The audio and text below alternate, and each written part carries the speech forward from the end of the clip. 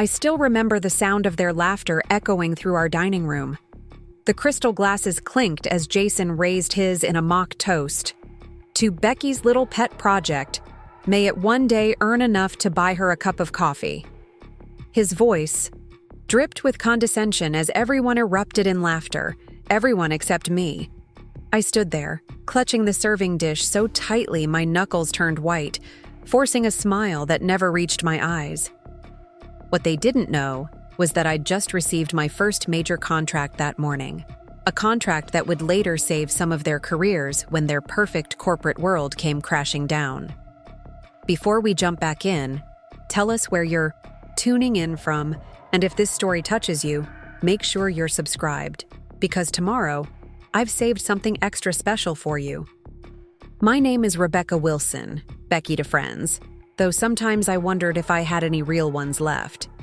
At 34, I was supposed to be at the height of my corporate career according to Mark's friends. Instead, I had walked away from my secure position as a veterinary technician at Lakeside Animal Hospital to start something I truly believed in: a specialized pet care service for elderly and medically fragile animals. In Lakeside, Michigan, where tech startups were the golden ticket and North Star Technologies employed half the ambitious professionals in town, my little business Paws Hearts seemed laughably insignificant. I converted our garage into a small clinic and care space, investing our savings into specialized equipment most pet owners couldn't afford or manage at home: oxygen therapy units, specialized mobility harnesses, and monitoring equipment for pets with chronic conditions. Mark supported me at first, or at least he said he did. He'd kiss my forehead when I came to bed at midnight after researching new care techniques, and he nodded encouragingly when I explained my business plan. But I noticed how his enthusiasm waned as months passed and his colleagues' comments began to seep into our home like a slow poison. "Another crazy pet lady," Greg had whispered loudly enough for me to hear at our first dinner party after I launched Paws Hearts. His wife Kelly had giggled, covering her mouth with a manicured hand. "At least she's not collecting strays in the basement." Mark had laughed along, then caught my eye across the kitchen counter. His smile faltered, but he didn't defend me. That was the first hairline fracture in what would become a much larger break. Our home in Lakewood Estates was modest compared to our guests' lakefront properties, but we'd always been proud of it. The renovated kitchen with its farmhouse sink, the back deck where we hosted summer barbecues, and most importantly, my converted garage studio. But when Mark got promoted to senior development manager at North Star, suddenly our friends were different. They were wealthier, more ambitious, and relentlessly judgmental. The dinner parties became a monthly tradition. Mark said it was important for networking, for solidifying his position in the company hierarchy. What went unspoken was that these gatherings had become opportunities for his friends to tally their successes and my apparent failure. "So, how many, clients do you have now, Becky?" Amanda Thompson would ask while inspecting her freshly done nails, her voice sweet, but her eyes calculating. "Just 4 regulars at the moment, but I'm focusing on quality care rather than volume," I'd answer, trying to maintain my dignity. "That's nice," she'd reply, exchanging glances with Kelly and Vanessa. So sustainable. The women's husbands were less subtle. Jason, with his marketing executive title and company car, took particular delight in analyzing my business model over bourbon. "The thing is, Becky, you've got no scalability," he'd explain loudly, as if I were a child.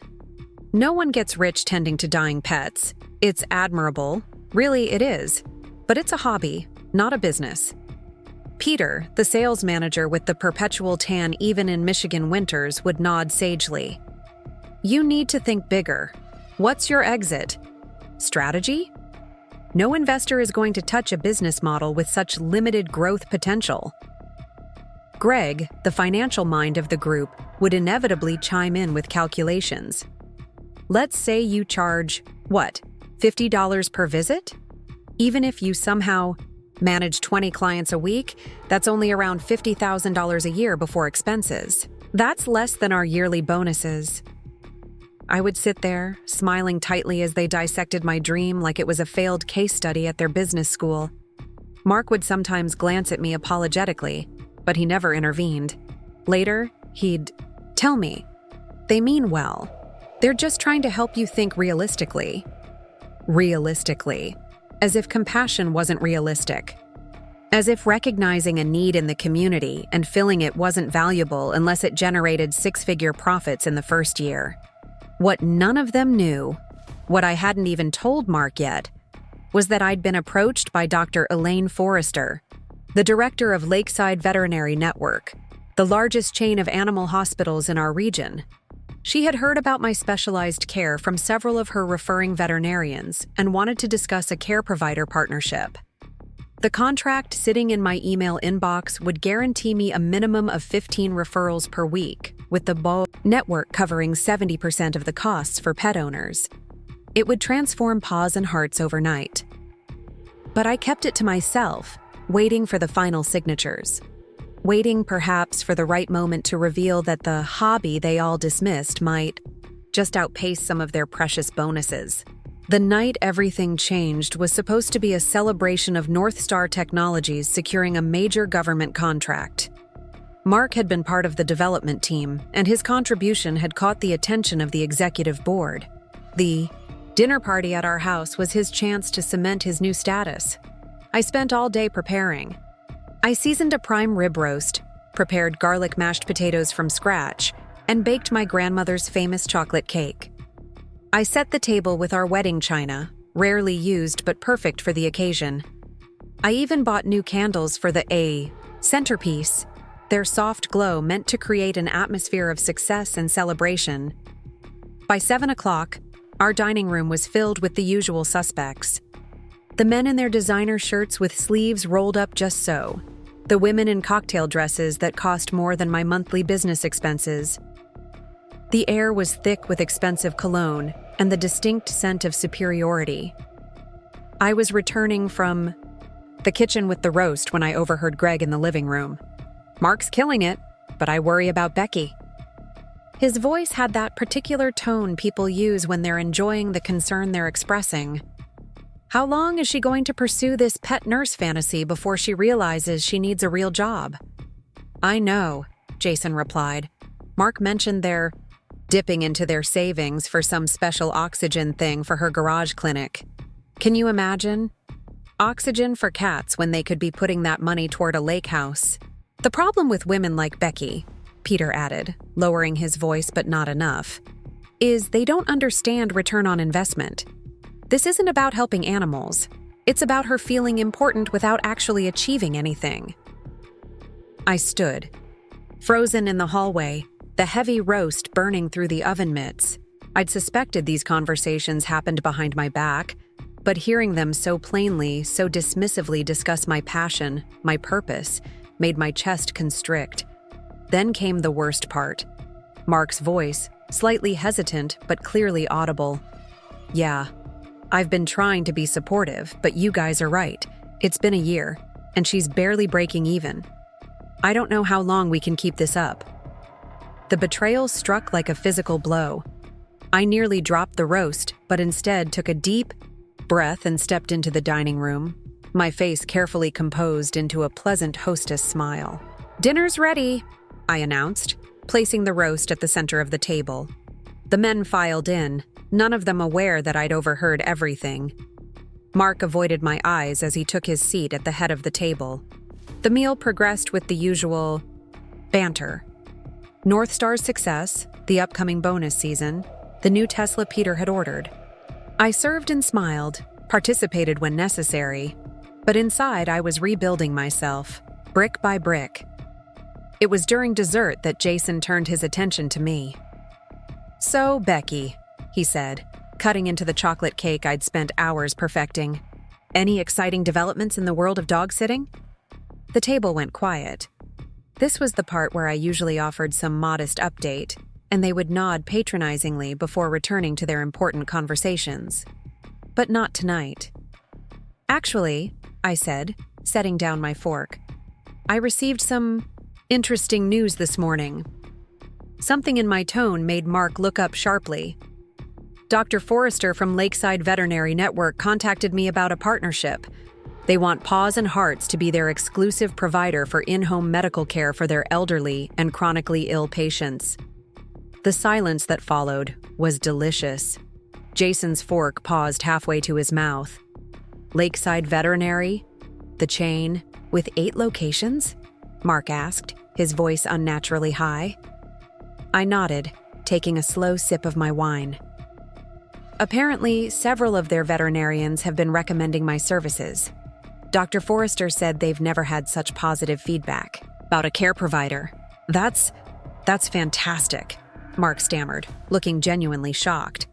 Greg, ever the numbers man, couldn't help himself. What kind of money are we talking about? His tone suggested he expected the answer to be underwhelming. Preparing and narrating this story took us a lot of time, so if you are enjoying it, subscribe to our channel. It means a lot to us. Now back to the story. The contract guarantees a minimum of 15 referrals per week at my current rates, with the potential for more as the partnership develops. They're covering 70% of the costs for clients, which makes my services accessible to more pet owners. I paused, letting the implications sink in.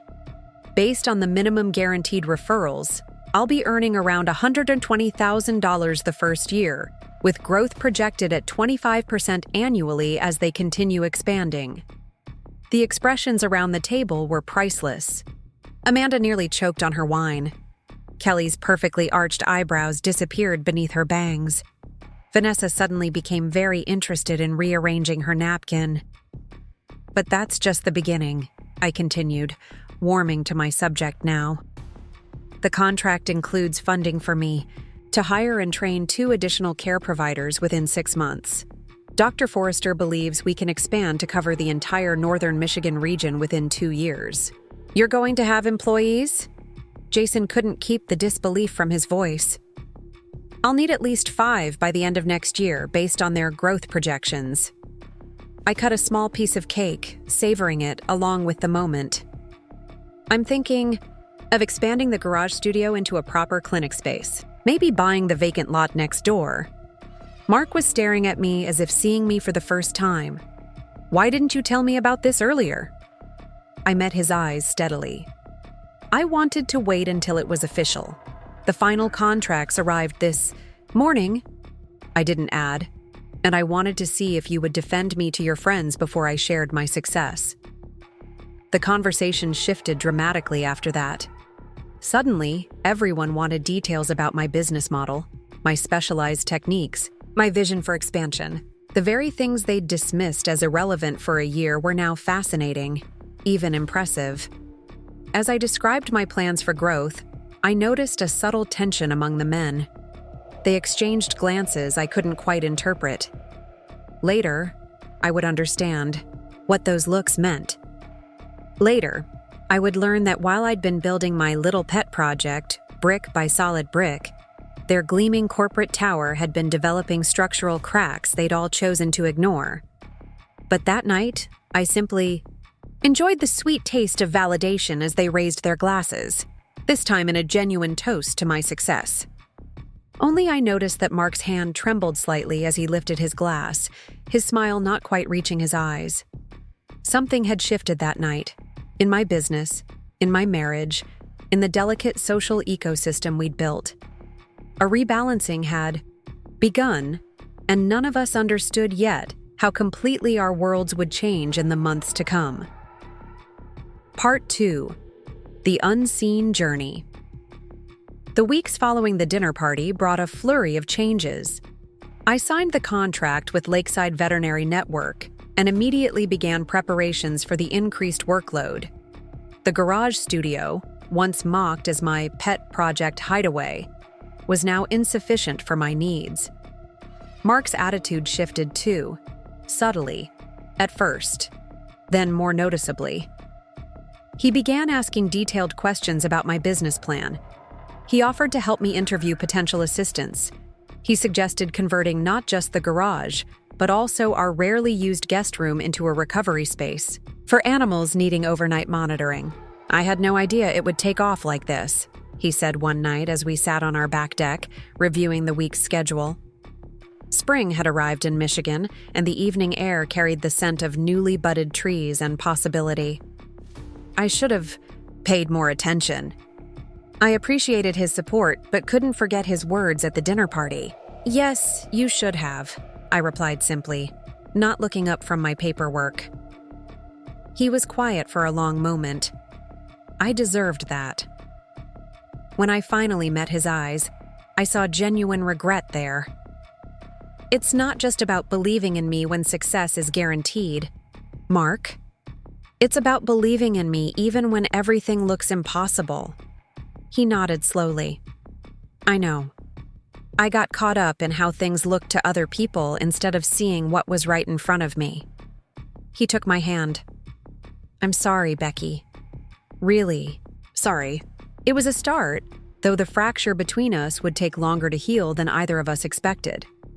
Meanwhile, my days became increasingly hectic. I hired my first assistant, May, a recent veterinary technician graduate with a special interest in geriatric animal care. We converted the guest room into a recovery space with 2 specialized monitoring kennels. Mark helped me install new cabinetry in the garage studio, now officially renamed the Paws Hearts Clinic. The phone rang constantly, with new referrals, not just from Lakeside Veterinary but from independent practitioners who had heard about our specialized care. I developed a strict screening process to ensure we maintained our quality of care even as we grew. What I didn't know was that while my business was flourishing, North Star Technologies was facing a crisis. The government contract that had been cause for celebration came with stringent delivery deadlines and performance benchmarks. The development team was working 14-hour days trying to meet impossible specifications. Mark came home later each night, more exhausted and stressed than I'd ever seen him. "Is everything okay at work?" I asked one evening when he stumbled. In after midnight, dark circles under his eyes. "Fine," he said curtly. "Just pushing to meet some deadlines." But it wasn't fine. The whispers began in tech circles around Lakeside. North Star was missing milestones. The government client was threatening to pull the contract. The company's stock, once the darling of local investors, began to slide. Still, the monthly dinner, parties continued, though with a distinctly different dynamic. Now, when I spoke about Paws and Hearts, everyone listened attentively. Amanda, Kelly, and Vanessa asked thoughtful questions about my expansion plans. The men still dominated conversations, but I noticed a nervous energy beneath their bravado. "Record quarter at North Star," Greg announced at one dinner, though his smile seemed forced. Executive leadership couldn't be happier with our performance. I caught Mark's slight frown, but said nothing. Later that night, after everyone had left, he admitted the truth. "They're laying people off next week," he said quietly as we washed dishes side by side. "Lower-level developers first, but there are rumors of bigger cuts coming." I dried a wine glass carefully. "Will you be affected?" He shrugged, his shoulders tight with tension. "I don't know. My team is critical to the government project. But if they lose that contract..." He didn't finish the sentence. 3 days later, the local business journal broke the story. North Star Technologies had failed a critical delivery milestone. The government contract was under review. 20% of the workforce had been laid off in a first round of strategic restructuring. Mark's phone buzzed constantly with texts and calls from colleagues. Jason, Greg, and Peter all held senior positions, but the anxiety in their messages was palpable. The tech ecosystem in Lakeside was small. If North Star faltered, the ripple effects would touch everyone. I continued focusing on my growing business, now employing 3 full-time care providers and discussing a possible second location with Dr. Forrester. The irony wasn't lost on me that my little pet project was now one of the most stable businesses in our social circle. But I took no pleasure in the contrast. Mark's stress was affecting our home life, and I genuinely worried about his future. Then came the Tuesday that changed everything. Mark called me from work, his voice tight with suppressed emotion. "They've canceled the government contract," he said without preamble. "The whole development team is being restructured." "What does that mean for you?" I asked, stepping away from an examination table where May was preparing an elderly golden retriever for laser therapy. His laugh was hollow. "It means I've been invited to explore opportunities elsewhere, along with about 200 other people." My stomach dropped. Despite our recent tensions, Mark was still my partner, and this blow would affect us both. "I'm so sorry. When do you finish?" "Friday is my last day. They're giving 4 weeks of severance." He paused. "Jason, Greg, and Peter are out too. The entire senior management team except for C-level executives." I thought of their smug faces at countless dinner parties, their dismissive comments about my business model, their certainty in their corporate security. Now they were all unemployed, in a small tech market suddenly flooded with similar resumes. "Come home," I said gently. "We'll figure this out together." Mark did come home, bringing with him a cardboard box of desk items and a shell-shocked expression I'd never seen before. We sat on the back deck with glasses of wine as he processed the sudden collapse of his professional identity. 9 years, he said, staring at nothing. 9 years of 60-hour weeks, missed vacations, stress ulcers, all for what? A company that can discard you in a 15-minute meeting with HR. I took his hand. "You still have your skills, your experience. There will be other opportunities." He looked at me then, really looked at me. "You were right all along, weren't you? About building something that matters, something you control. I should have seen it." I squeezed his hand but said nothing. This wasn't the moment for "I told you so." The weekend was quiet as Mark adjusted to his new reality. Then Monday morning brought the first surprise. My phone rang as I was preparing an insulin injection for a diabetic cat. "Becky? It's Jason Thompson." I nearly dropped the syringe. "Jason? What can I do for you?" His usual confidence was noticeably absent. "I heard about your expansion plans from Mark." "The second location you're considering?" He cleared his throat. "I was wondering if you might need someone with marketing experience to help establish the brand in a new area." I set down the syringe, trying to process what I was hearing. Jason Thompson, who had mockingly toasted my little pet project not 6 months ago, was asking me for a job. "That's an interesting thought," I said neutrally.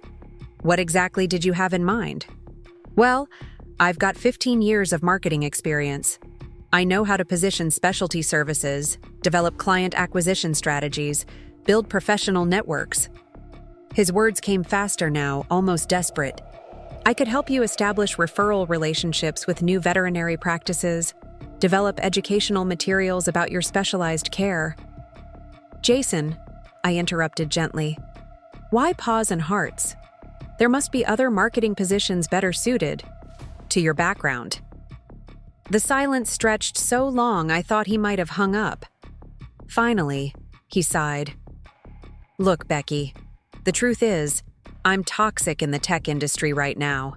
Everyone knows North Star failed that government contract, and as marketing director, I'm partly blamed for overselling our capabilities."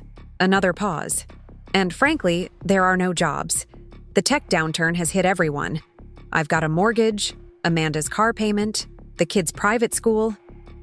I thought of all the times he'd belittled my business, questioned my model, treated my passion as a joke. It would be so easy to enjoy this moment, to savor his humiliation as he begged for my help. But that wasn't who I wanted to be. "Why don't you come by the clinic tomorrow morning?" I said. "We can discuss possibilities." His relief was audible. "Really? Thank you, Becky. I'll be there at whatever time works for you." After I hung up, I sat quietly for a moment, processing this unexpected turn of events. Then my phone rang again. It was Greg, his financial expertise suddenly available to help manage my growing business. An hour later, Peter called, offering his sales experience to help negotiate expansion deals. By the end of the day, all three men who had once mocked my business ambitions were essentially begging to be part of it. The universe had a sense of humor after all. That night, I told Mark about the calls. He looked surprised, then oddly ashamed. "They're desperate," he said. "The tech market here is completely saturated with North Star layoffs. No one's hiring." He hesitated. "Are you going to help them?" I considered the question. "I don't know yet. Part of me wants to enjoy watching them squirm after how they treated me." I was being honest. The temptation was real. But another part of me thinks this might be an opportunity to build something better than what we had before. Mark nodded, slowly. "For what it's worth, I think you should consider it. Not for their sake, but for yours. You've always said Paws Hearts is about compassion. Maybe this is a chance to show a different kind of compassion." I smiled despite myself. "When did you get so wise?" He laughed softly. "Probably around the time I lost my job and realized my wife is the successful one in the family." The next morning, I arrived at the clinic earlier than usual. I had decisions to make, not just about potentially hiring people who had once dismissed me, but about the kind of leader I wanted to be. By the time Jason arrived, precisely at 9 a.m., I had made up my mind. He looked different, humbled. Gone was the designer shirt with rolled sleeves, replaced by a simple button-down and khakis. The confident swagger had disappeared too. "Thanks for meeting with me," he said, following me into what had once been our garage and was now a thriving medical space. "Before we start," I said, turning to face him, "I need to address something. For over a year, you and the others treated my business like a joke. You mocked my goals, dismissed my work, and made me feel small at my own dinner table." He flushed, looking at the floor. "Becky, I held up a hand. "I'm not finished. I could turn you away right now, and part of me wants to. It would feel justified after everything that was said." Jason nodded, accepting this as his due. "But Paws Hearts isn't built on pettiness or revenge. It's built on care and second chances. The animals we help have been written off by others as too old, too sick, too difficult. I don't give up on them, and I'm not going to give up on you either." He looked up, surprise in his eyes.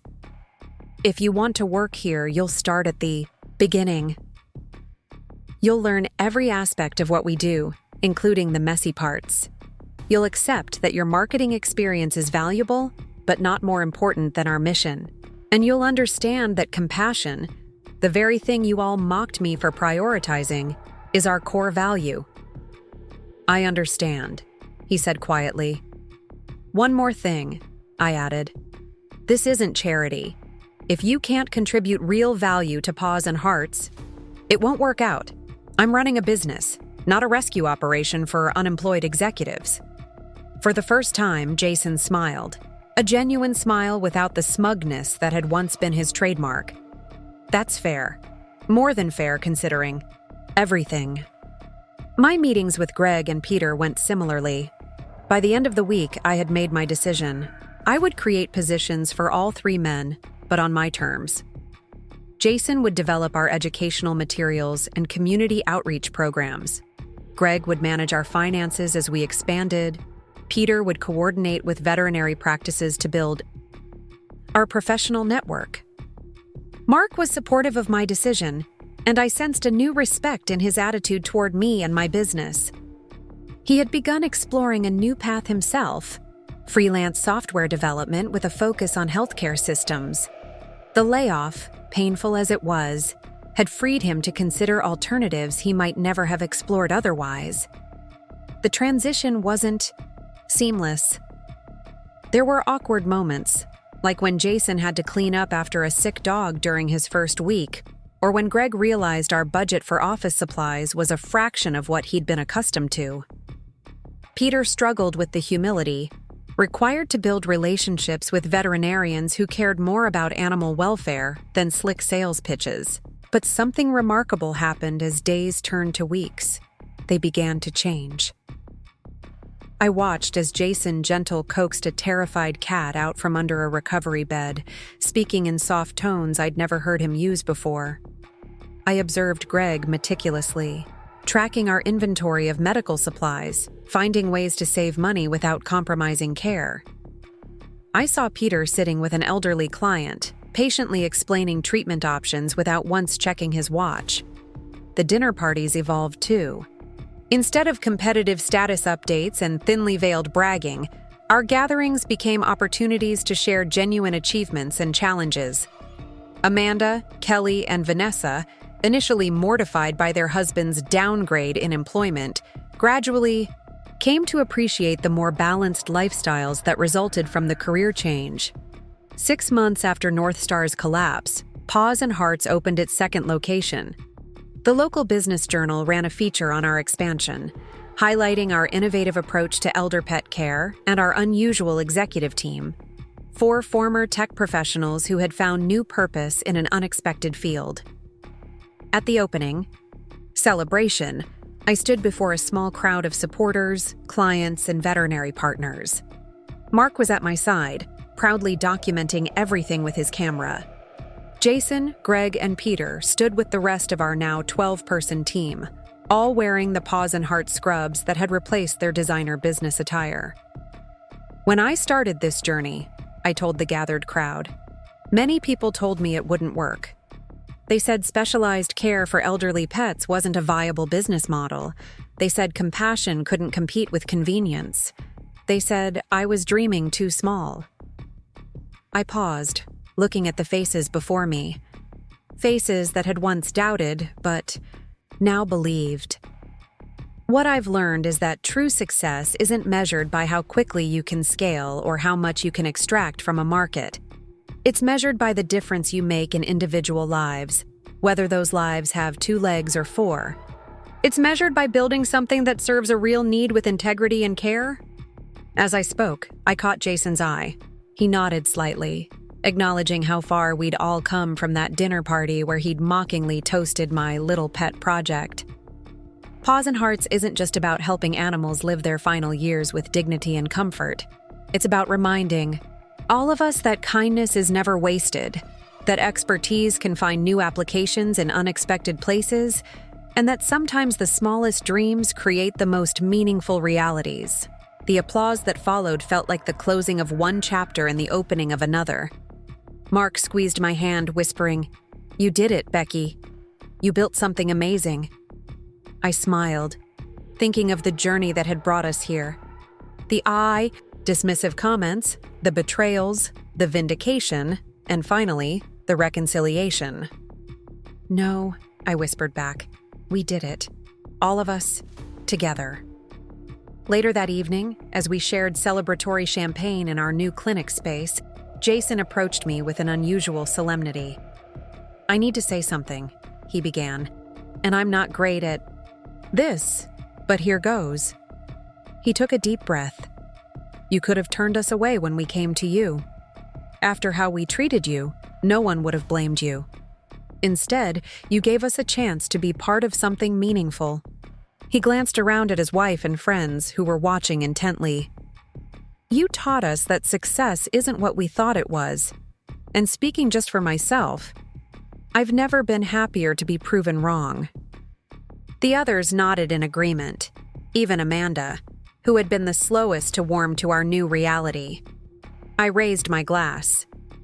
"To second chances," I said simply, "and to measuring success not by what we have, but by what we give."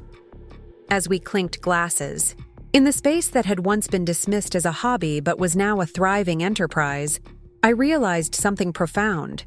The greatest victory wasn't proving my critics wrong. It was helping them find a better path forward, one where we succeeded together rather than at each other's expense.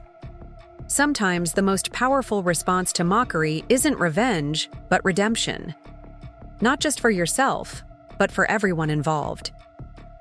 The months after the contract with Lakeside Veterinary Network transformed our lives in ways I never anticipated. My garage clinic, once a source of ridicule among Mark's colleagues, now buzzed with activity from dawn until dusk.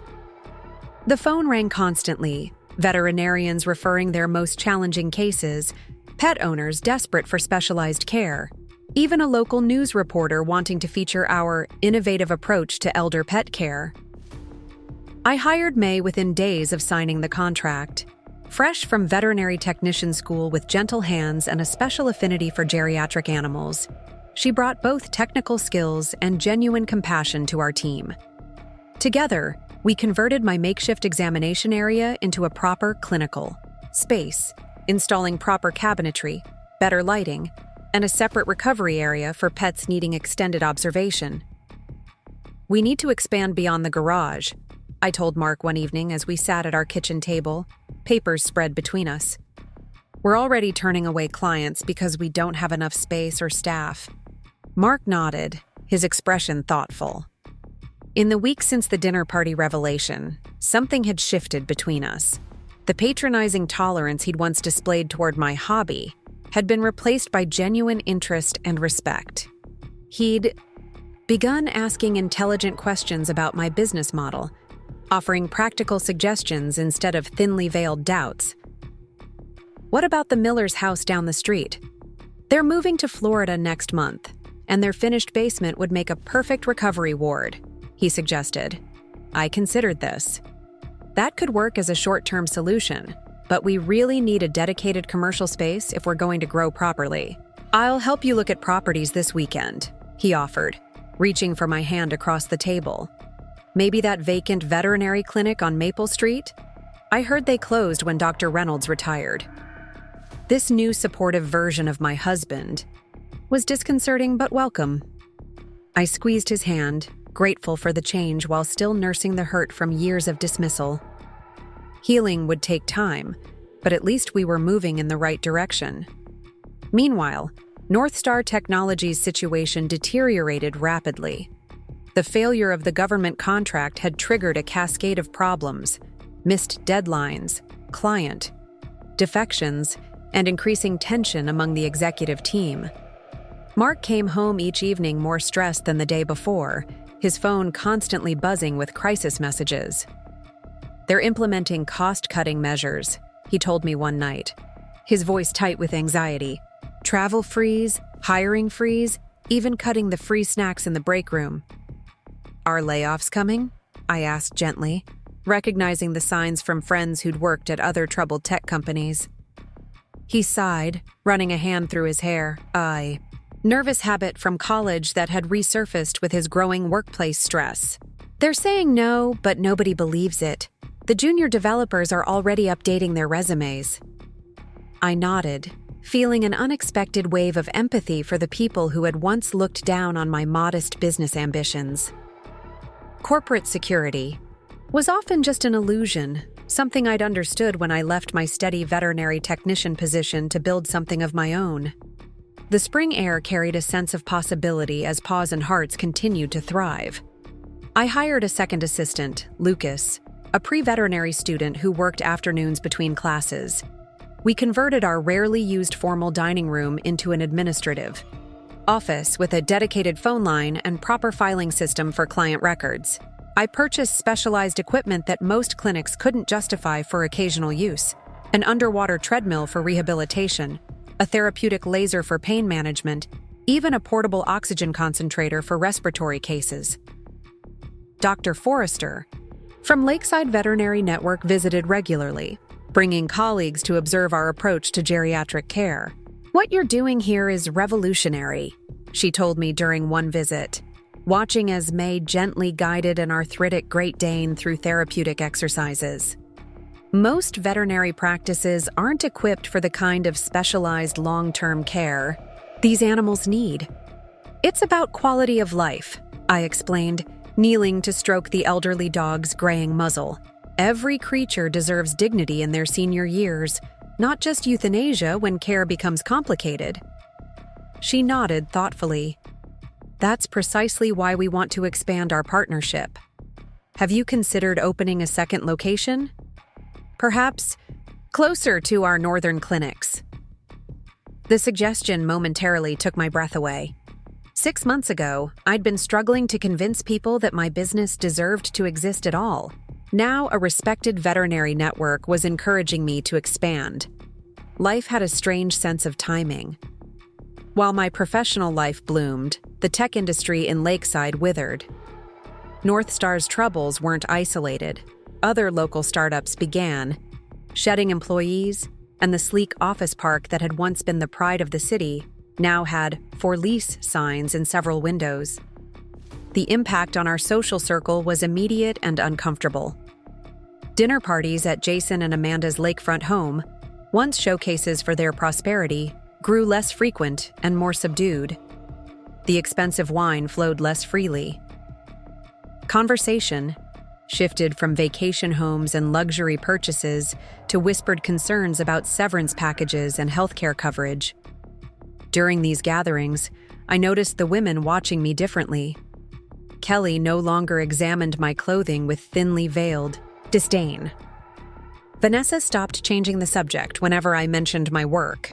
Amanda, perhaps the most status-conscious of the group, actually asked me questions about Paws and Hearts. Tentative at first, then with growing interest as she realized my business was thriving while her husband's company floundered.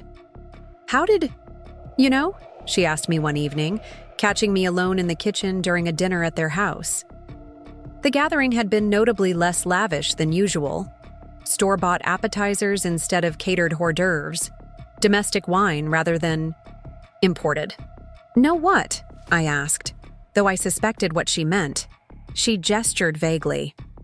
"That your business would work, that people would pay for special care for old pets."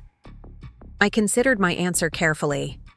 I identified a need that wasn't being met. Veterinary clinics focus on diagnosis and treatment, not on long-term care for chronic conditions. Families love their aging pets but often lack the knowledge or equipment to manage complex medical needs. I shrugged slightly. I built a bridge between those two realities. Amanda nodded slowly, twisting her diamond wedding band, a nervous habit I'd noticed recently. Jason says entrepreneurship is all about disruption and scalability. Your business seems so specific. That's its strength, I replied. Specificity means expertise. We're not trying to be everything to everyone. We're trying to be exactly what a particular group needs. Something flickered in her eyes. Understanding, perhaps, or envy. Before she could respond, Jason appeared in the doorway, his expression tense despite his attempt at a casual smile. "There you are," he said to Amanda. "Greg was asking about that investment advisor you mentioned." The moment broke, and Amanda returned to the living room, casting one last thoughtful glance in my direction. I learned later that evening, through Mark's whispered update as we drove home, that several of North Star's executives had started liquidating their company stock. "Inside information," he murmured.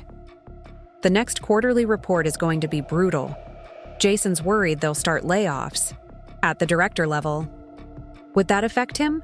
I asked, though I already knew the answer. Jason's position as marketing director had been his identity for years, the source of his insufferable confidence and condescension. Mark nodded grimly. Him, Greg, Peter, all of them. The whole senior management layer could be wiped out. I let this sink in, surprised by my conflicted feelings. Part of me, the part that remembered every dismissive comment, every patronizing smile, felt a vindictive satisfaction at the thought of these men losing their prestigious positions. But another part, the part that saw the fear beneath Amanda's questions, felt only compassion for families facing an uncertain future. The hammer fell 3 weeks later. Mark called me from work, his voice a harsh whisper in the small examination room where I was checking an elderly cat's thyroid levels. "They're calling people into conference room B one by one," he said without preamble. "HR is there with folders. It's happening." I stepped away from the examination table, signaling May to continue the procedure. "Your team too?" "Everyone," he confirmed. The government contract was worse than they let on. They've lost confidence from investors. They're cutting 40% of the workforce today, with more reductions coming next quarter. My stomach tightened. Will you? I don't know yet. He interrupted. My meeting is at 2:30. I'll call you after. The line went dead. I stared at my phone for a long moment, processing the implications. North Star was the largest tech employer in Lakeside. A cut this dramatic would affect hundreds of families, rippling through our community in ways we couldn't yet imagine. Mark's call came at 3:15. I was administering subcutaneous fluids to a dehydrated poodle, but Lucas saw my phone lighting up and quickly took over the procedure. I'm out, Mark said simply, his voice oddly flat. 4 weeks of severance. Healthcare through the end of next month. They want me to clear my desk by 5. Despite our recent tensions, despite the memory of his failure to defend me to his friends, my heart ached for him.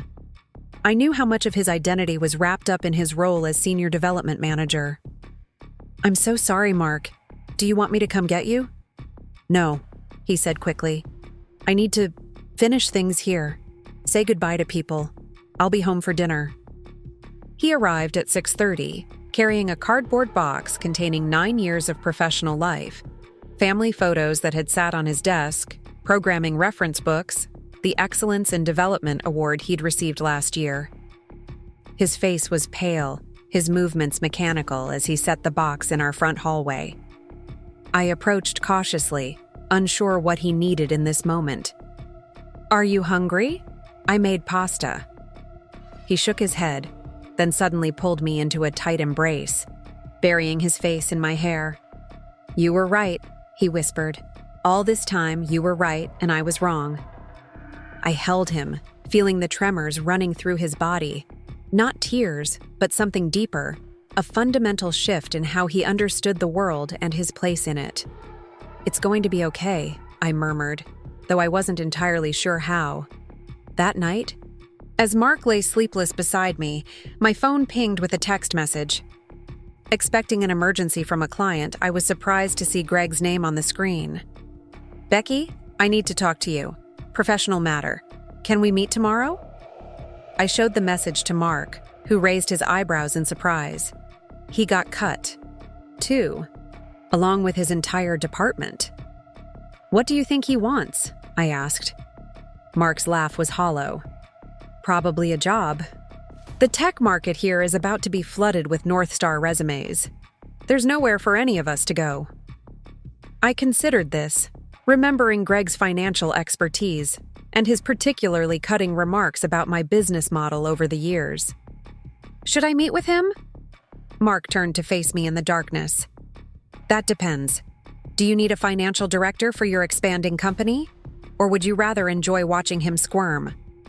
The question was fair. Part of me, the part still nursing wounds from years of condescension, was tempted by the latter. But the businesswoman in me recognized an opportunity. Greg might have been arrogant, but his financial acumen was undeniable. With the expansion, plans Dr. Forrester and I had discussed, someone with his skills could be valuable. I'll meet him for coffee, I decided. Hear what he has to say. The next morning brought another text, this one from Jason, also requesting a meeting to discuss a potential collaboration. By noon, Peter had called as well, his usual smooth sales pitch notably absent as he awkwardly asked if I might need someone with his client relationship expertise. All three men, who had spent years mocking my modest business ambitions, were now essentially begging for my help. The irony was almost too perfect to be believed. I arranged to meet them separately over the next 2 days. Greg was first at a coffee shop downtown that was notably less crowded than usual, another sign of North Star's impact on local businesses. He arrived looking disheveled, his normally immaculate appearance showing small signs of disorder. A slightly wrinkled shirt, hair not perfectly styled. He ordered a plain coffee instead of his usual elaborate espresso drink, another telling detail. Thanks for meeting me, he began, his confidence visibly diminished. I'm sure you've heard about the situation at North Star. I nodded, keeping my expression neutral. Mark mentioned significant layoffs. Greg winced slightly at my diplomatic phrasing. Total bloodbath is more accurate. They've gutted the entire middle management layer. The stock is in freefall. I sipped my tea, waiting for him to continue. After years of listening to him pontificate about proper business strategies, I wasn't inclined to make this conversation easy for him. He cleared his throat, clearly uncomfortable with my silence. Anyway, I've been following your company's growth. The partnership with Lakeside Veterinary is impressive, very strategic. Thank you, I said simply. He fidgeted with his coffee cup. Mark mentioned you're planning to expand. Second location, additional staff. That kind of growth typically requires sophisticated financial management, budget projections, cash flow analysis, tax strategy. I raised an eyebrow. Are you offering your services, Greg? He flushed slightly, but nodded. I have 15 years of financial management experience. I helped scale North Star from 20 employees to over 300. Before they laid off 40% of the workforce, I observed mildly. His flush deepened. That wasn't... He stopped himself, took a breath. Yes, that's a fair point.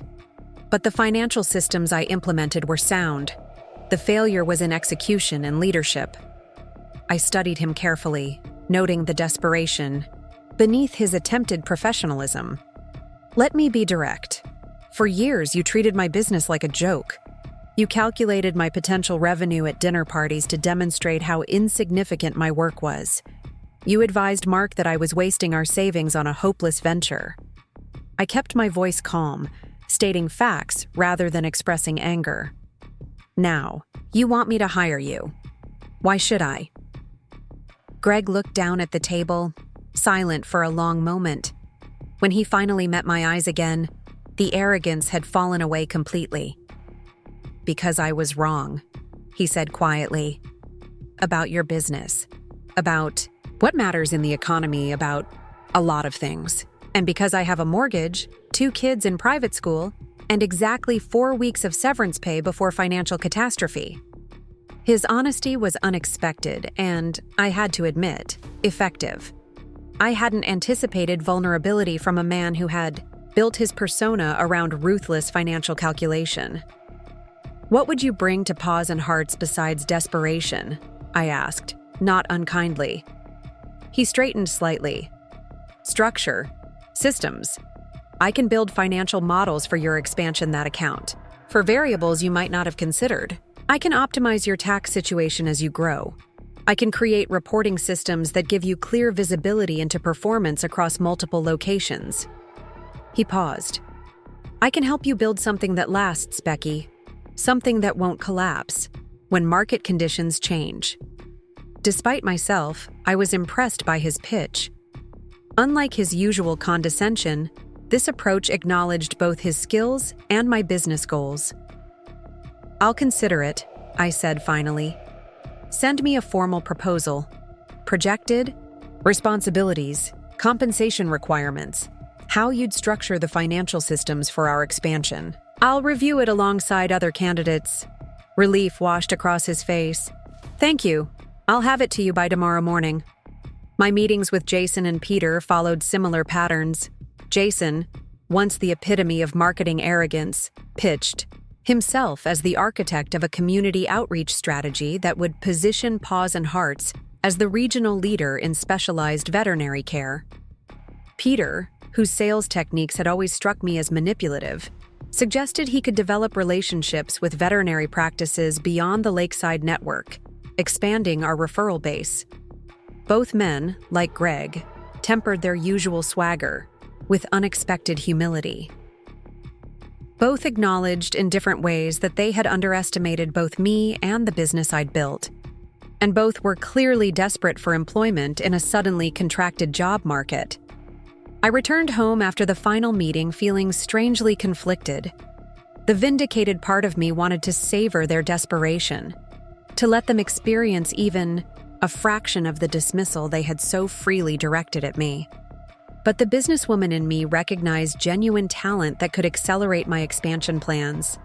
And the human in me saw frightened fathers, worried husbands, men facing the collapse of identities built entirely around corporate titles.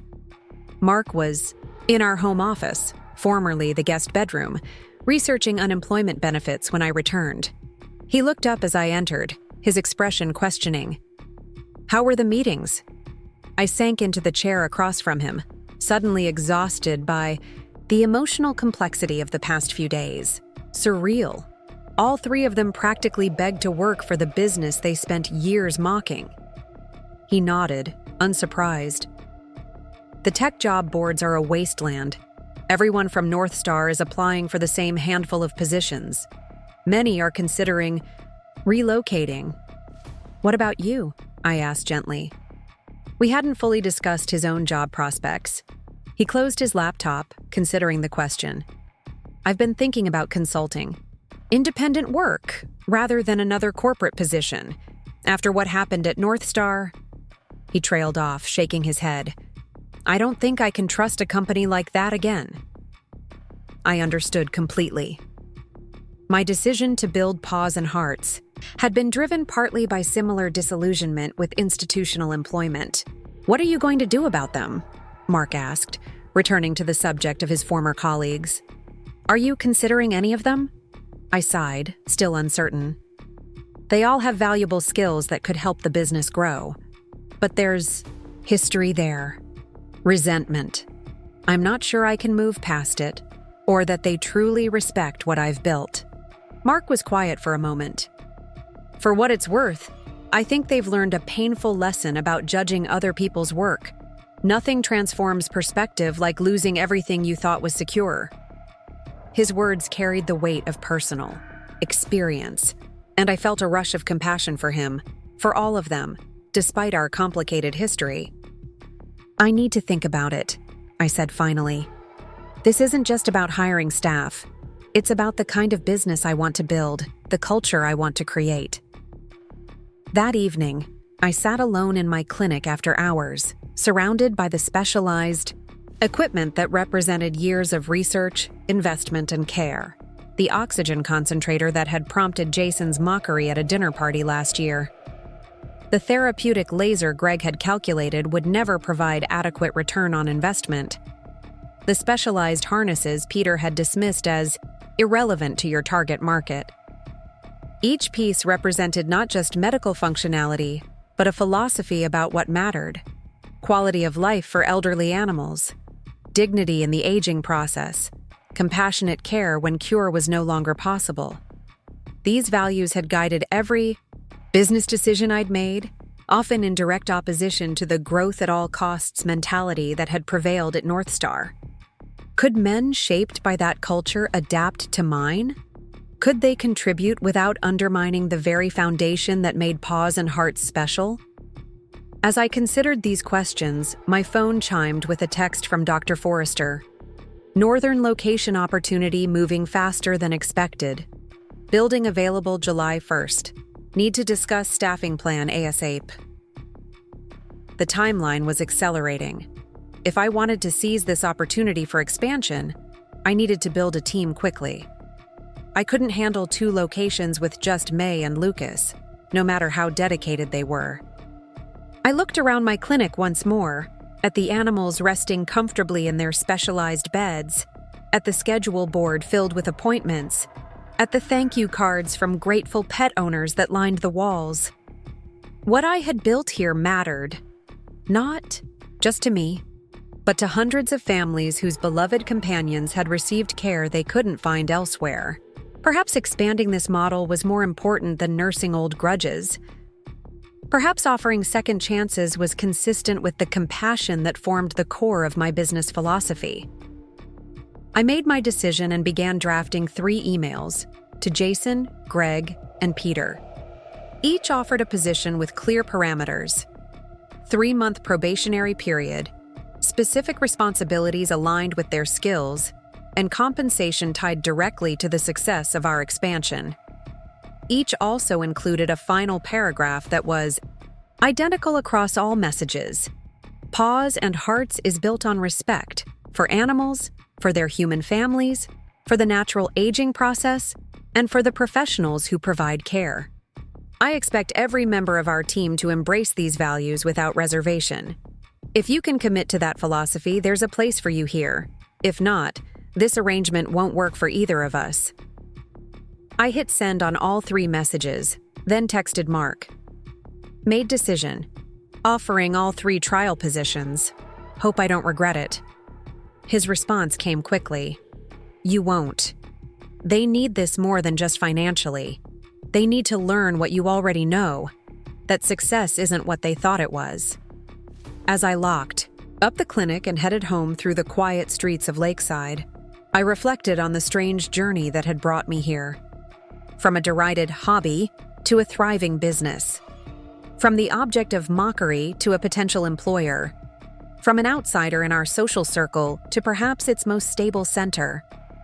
The transformation wasn't just in my circumstances, but in my understanding of success itself. The men who had once belittled my ambitions had been chasing something fundamentally unstable. Status built on corporate hierarchy, validation through consumption, identity defined by title. I had been building something different, value created, through service, growth aligned with genuine need, work structured around purpose rather than prestige. Tomorrow would bring a new chapter, one where former critics would need to learn new definitions of achievement, where professional relationships would be rebuilt on different foundations, where success would be measured not by stock price, but by lives improved, both human and animal. I wasn't sure if Jason, Greg, and Peter could truly adapt to this different paradigm, but I was certain that trying to help them, offering the opportunity for transformation rather than the satisfaction of rejection, was consistent with the values that had guided me all along. My phone pinged with email notifications as I pulled into our driveway. All 3 men had responded already, each accepting my offer with surprising graciousness. Tomorrow would bring the first steps in this unexpected collaboration. I took a deep breath, mentally preparing for the challenges ahead. Whatever happened next, I knew one thing with absolute certainty. The business they had once dismissed as insignificant would now be the foundation upon which they rebuilt their professional lives. There was poetry in that reversal, even if I was the only one who fully appreciated it. The morning they were scheduled to start felt surreal. I arrived at the clinic early, arranging 3 workstations in what had once been our formal dining room, but now served as Paws and Hearts administrative headquarters.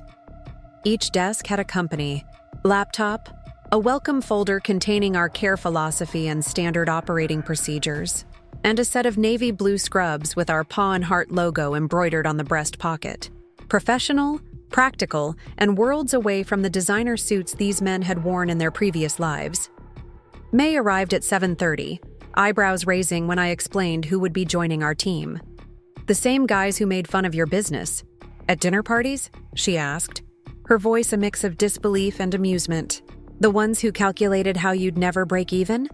I nodded, arranging medical supplies for our first appointment. People can change when circumstances force them to reevaluate their priorities. She didn't look convinced. Just keep them away from Mrs. Abernathy's cat. Whiskers hates insincerity, and those corporate types reek of it. I laughed, despite my nervousness.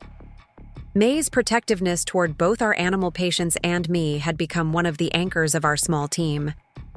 They'll have to earn everyone's trust, including Whiskers. At precisely 8 o'clock, the front door chimed.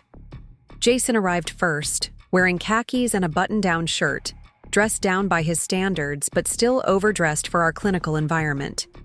He carried a leather portfolio and a reusable coffee mug, attempting to project professionalism despite the uncertainty in his eyes. "Good morning," I greeted him, gesturing toward the administrative area. "Your workstation is on the left. There's a welcome packet with today's schedule and initial responsibilities." He nodded, glancing around at our modest but functional space. 6 months ago, he might have made a cutting remark about the converted residential setting. Today, he simply said, "Thank you for this opportunity, Becky." Greg arrived 5 minutes later, followed closely by Peter. Both had made similar attempts to dress appropriately for their new workplace, though Peter's Italian leather shoes seemed particularly out of place on our clinic's laminate flooring. After brief introductions to May and Lucas, I gathered everyone in our small break room. The men sat awkwardly on metal folding chairs, looking oversized and out of place among the pet-themed decorations and medical reference posters. "Welcome to Paws Hearts," I began, fighting the surreal feeling of addressing these once arrogant executives as my employees. Before we discuss specific responsibilities, I want to clarify something important. This isn't a tech startup. We don't have ping-pong tables or stock options or catered lunches. What we do have is purpose. We provide dignity and comfort to animals in their final years and peace of mind to the families who love them. I paused, making eye contact with each of them. Our success isn't measured in quarterly reports or stock prices, but in wagging tails, purring cats, and grateful clients. If that doesn't sound meaningful to you, this won't be a good fit. Jason shifted uncomfortably. Greg studied his hands. Peter's sales-ready smile faltered slightly. "That said," I continued, "we're growing rapidly. The partnership with Lakeside Veterinary Network has accelerated our expansion plans. We're opening a second location next month and potentially a third by year-end. There's real opportunity here for those willing to adapt to our values and approach." I outlined their initial responsibilities.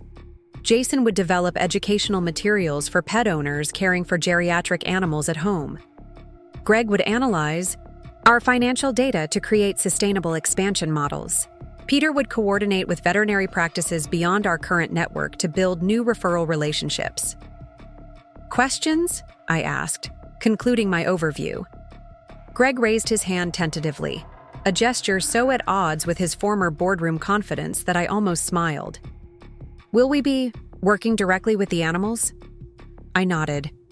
"Everyone at Paws Hearts participates in animal care to some degree. It ensures we all understand our core mission. You'll shadow May or Lucas for at least one shift per week."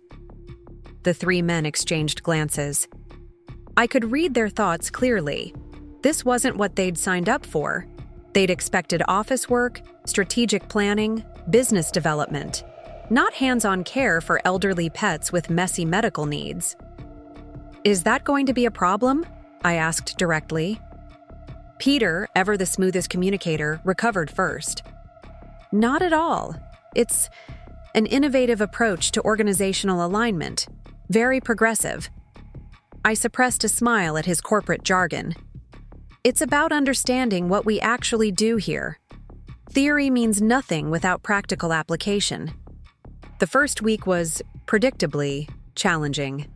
Jason stared in horror when asked to help change the absorbent padding for an incontinent Great Dane. Greg struggled to reconcile our modest budget with his experience managing millions in corporate funds. Peter's sales approach to veterinarians, all firm handshakes and polished pitches, fell flat with medical professionals who valued expertise over charisma. Yet alongside these struggles, I began to see small signs of adaptation. Jason, despite his initial revulsion, developed a gentle touch with our more nervous patients. Greg's financial models became less focused on aggressive growth and more attuned to sustainable service delivery. Peter, humbled by several failed outreach attempts, began asking our veterinary partners what they actually needed, rather than telling them what we could provide. Mark observed these changes with quiet interest when he stopped by the clinic, often bringing lunch for everyone as he continued his own professional reinvention as an independent consultant. "They're different," he commented one afternoon as we watched Jason patiently coaxing a reluctant cat to take medication. "Less arrogant?" I suggested. He nodded. "Unemployment is a powerful equalizer." The transformation extended beyond our workplace. Our social gatherings, once dominated by corporate posturing and materialistic one-upmanship, shifted toward more authentic interaction. The first dinner party after the North Star collapse, hosted at our house with a simplicity That would have been unthinkable 6 months earlier, revealed new dimensions to our relationships. Amanda, who had previously expressed interest only in luxury brands and status symbols, asked thoughtful questions about our elderly dog patients. Kelly shared her worry about their children's private school tuition without the familiar veneer of privileged certainty. Vanessa, perhaps the most transformed, admitted she had started volunteering at the local animal shelter, something she'd always wanted to do but had never prioritized during Peter's corporate ascendancy. As the men described their new roles at Paws Hearts, I noticed an unexpected shift in language. Gone were the aggressive metaphors of market domination, competitive advantage, and killer strategies. Instead, they spoke of contribution, service, and purpose, concepts they would have dismissed as soft and irrelevant in their previous professional incarnations. The 4-week mark brought our first scheduled performance review. I met with each man individually in our small consultation room, surrounded by the thank you cards and paw print memorabilia from grateful clients. Greg was first, his financial analysis spreadsheets neatly organized and annotated. "I've developed 3 expansion scenarios," he explained, walking me through detailed projections. "This moderate growth model balances sustainability with impact. We can reach twice as many patients without overextending our resources or compromising care quality." I reviewed his work, impressed despite myself. "This is excellent, Greg. You've accounted for variables I hadn't even considered." He nodded, a hint of his old confidence returning, but tempered now with something new. "I realized we're not just scaling a business. We're scaling a care model that matters to people and their pets. The metrics need to reflect that." "And how are you finding the hands-on shifts with May?" I asked, curious about this aspect of his adjustment. He was quiet for a moment. "Challenging," he admitted finally, "but clarifying. Last week, we had an elderly woman bring in her 17-year-old poodle. She couldn't afford the full treatment plan, but May worked out alternatives that fit her budget. The woman cried with relief." He met my eyes directly. "At North Star, we would have called that a suboptimal transaction. Here, it was a success story." Jason's review revealed similar evolution. His educational materials, brochures, care guides, and social media content showed a surprising sensitivity to the emotional needs of pet owners facing their companions' final years. "I've been interviewing clients," he explained, showing me testimonial videos he'd recorded with permission. "Their stories are powerful. Marketing at North Star was all about creating wants. Here, we're addressing genuine needs that already exist." He hesitated, then added, "Amanda told me she's proud of what I'm doing now. She never said that about my corporate work, even when I was making 3 times the salary." Peter's transformation was perhaps the most remarkable. The slick salesman who had once dismissed my business as unmarketable had developed a thoughtful outreach program focused on educational workshops for veterinary practices. "Most vets know how to diagnose and treat, but they struggle with the ongoing care aspects of geriatric medicine," he explained. "We're positioning Paws Hearts as a partner in comprehensive care, not just a referral destination."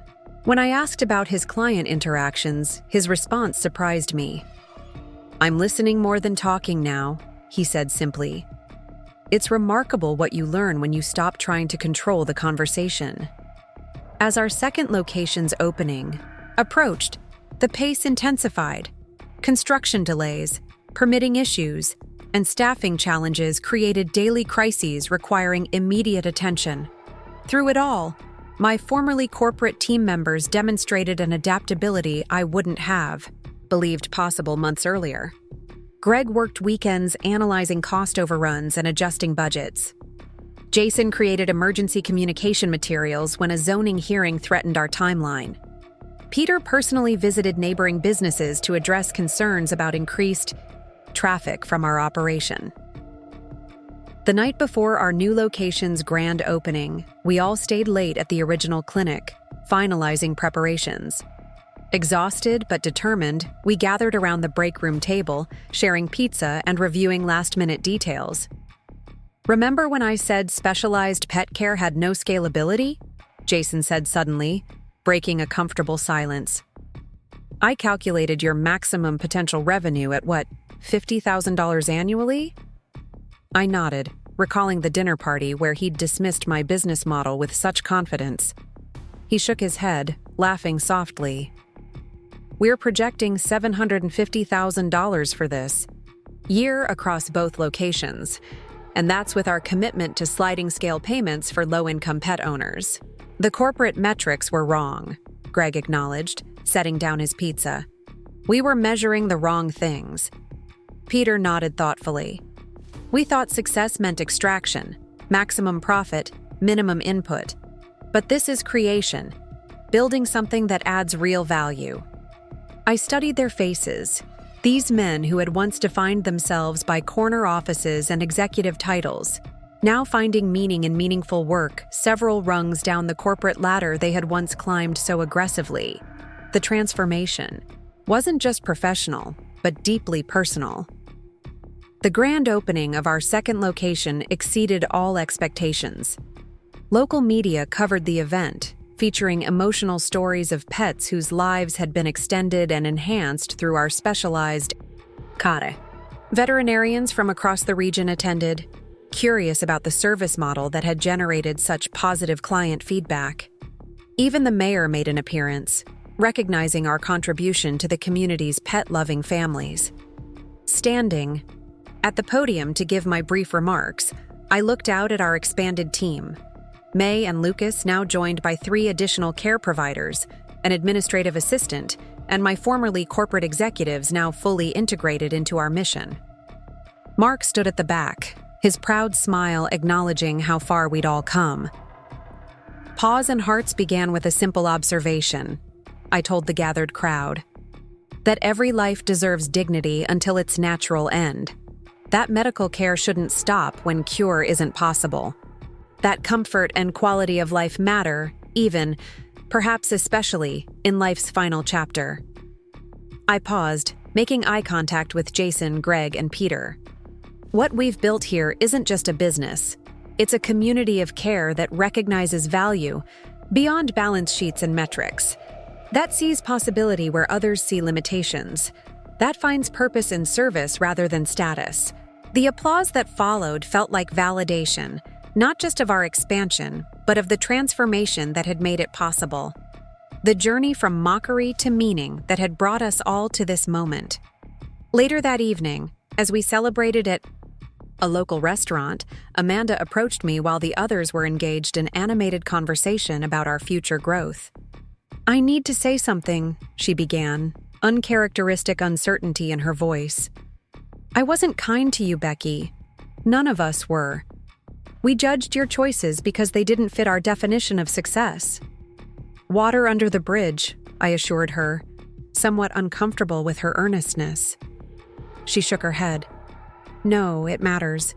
Because you could have turned them away when they needed help. You could have enjoyed watching us struggle after how we treated you." Her eyes were bright with unshed tears. "Instead, you gave them purpose when they'd lost everything they thought mattered. You showed more grace than we deserved." Before I could respond, she continued, "Jason is happier now than he ever was at North Star. He comes home energized instead of drained. He talks about making a difference instead of making deals." She smiled slightly. "We're downsizing our house and it feels like freedom, not failure." Her words stayed with me long after the celebration ended, following me into quiet moments at home as Mark and I adjusted to our new reality. His consulting business was growing steadily, focused on healthcare technology systems that, like Paws Hearts, balanced human needs with technological solutions. We were earning less combined than during his North Star days, but the quality of our lives had improved immeasurably. "Do you ever miss it?" I asked him one evening as we sat on our back deck, watching fireflies illuminate the summer darkness. "The corporate prestige, the clear career ladder, the certainty of it all?" He considered the question carefully before answering. I miss the illusion of security, he admitted, but not the reality of what it cost. The constant stress, the political navigation, the endless evaluation of whether I was valuable enough to keep around. He reached for my hand. What you've built is real in a way North Star never was. They were always one bad quarter away from collapse. You're creating something sustainable. As summer progressed into fall, our expansion continued with increasing momentum. The second location quickly reached capacity, and Dr. Forrester approached me about a potential third site near their flagship hospital. We hired additional care providers, developed specialized training programs, and refined our service model, based on client feedback and veterinary input. Through it all, my unlikely executive team continued to evolve, finding new applications for their corporate skills within our compassion-centered approach. Jason developed a community education program that brought our geriatric care expertise to pet owners through libraries and community centers. Greg created a financial assistance fund that made our services accessible to families with limited means. Peter built partnerships with pet food companies and pharmaceutical firms to reduce our supply costs, passing the savings directly to clients. 6 months after their desperate employment appeals, these men had become integral to Paws Hearts' success, not despite their corporate background, but because they had learned to channel those skills toward purpose rather than profit alone. The true test of their transformation came unexpectedly. A national veterinary services corporation approached us with an acquisition offer, having noticed our rapid growth and unique market position. The initial figures were substantial, enough to make all of us, including our newest team members, financially secure for years to come. I called an emergency meeting of our leadership team, uncertain how to proceed. The old Jason, Greg, and Peter would have pushed aggressively for the sale, calculating personal gain above all other considerations. I watched their faces carefully as I outlined the offer's details, curious whether corporate reflexes would re-emerge under financial temptation. "What do you think?" I asked after presenting the basic terms. "This could be a significant opportunity." Greg, our financial mind, spoke first. "The numbers are impressive," he acknowledged, "but we need to consider what happens post-acquisition. Would our care model remain intact? Would sliding scale payments continue for low-income clients? Would staff be retained?" Jason nodded thoughtfully. "Brand integrity is crucial. If they corporatize our approach, we'd lose what makes Paws Hearts special: the personalized care, the relationship with families, the dignity we provide to aging pets." "What about expansion plans?" Peter added. "We're reaching more families every month. Would the acquiring company maintain that trajectory, or would they optimize for profit at the expense of access?" I studied them with quiet amazement. 6 months ago, these men would have focused exclusively on valuation multiples and personal payouts. Now they were raising exactly the concerns that had been foremost in my own mind: mission integrity, care quality, community impact. "What if we countered with a partnership model?" Greg suggested. "Their capital and distribution network combined with our care philosophy and operational approach. We maintain control over care decisions while leveraging their resources for faster expansion." We spent hours dissecting possibilities, weighing financial opportunity against mission protection. The conversation revealed how completely these former corporate warriors had internalized Paws Hearts values, not as marketing language, but as genuine guiding principles. 2 days later, we presented a counter-proposal to the acquiring corporation. Rather than a full acquisition, we suggested a strategic partnership with strict governance provisions protecting our care model, pricing accessibility, and staff autonomy. The financial terms were less immediately lucrative, but preserved what mattered most: our ability to provide compassionate care on our own terms. To my surprise, they accepted our counteroffer after minimal negotiation. The resulting partnership accelerated our growth while maintaining our independence, allowing us to reach more families while staying true to our founding mission. The evening after finalizing the agreement, we gathered at our home for a celebration: dinner. As Mark grilled on the back deck, I found myself in the kitchen with Jason, Greg, and Peter, the men who had once mocked my business ambitions, now integral to its expansion and protection. "I have a confession," Jason said, leaning against the counter. "When I first called you about a job, I was just looking for a paycheck until something better came along. I never expected to stay more than a month or two." Greg nodded. "Same. Here.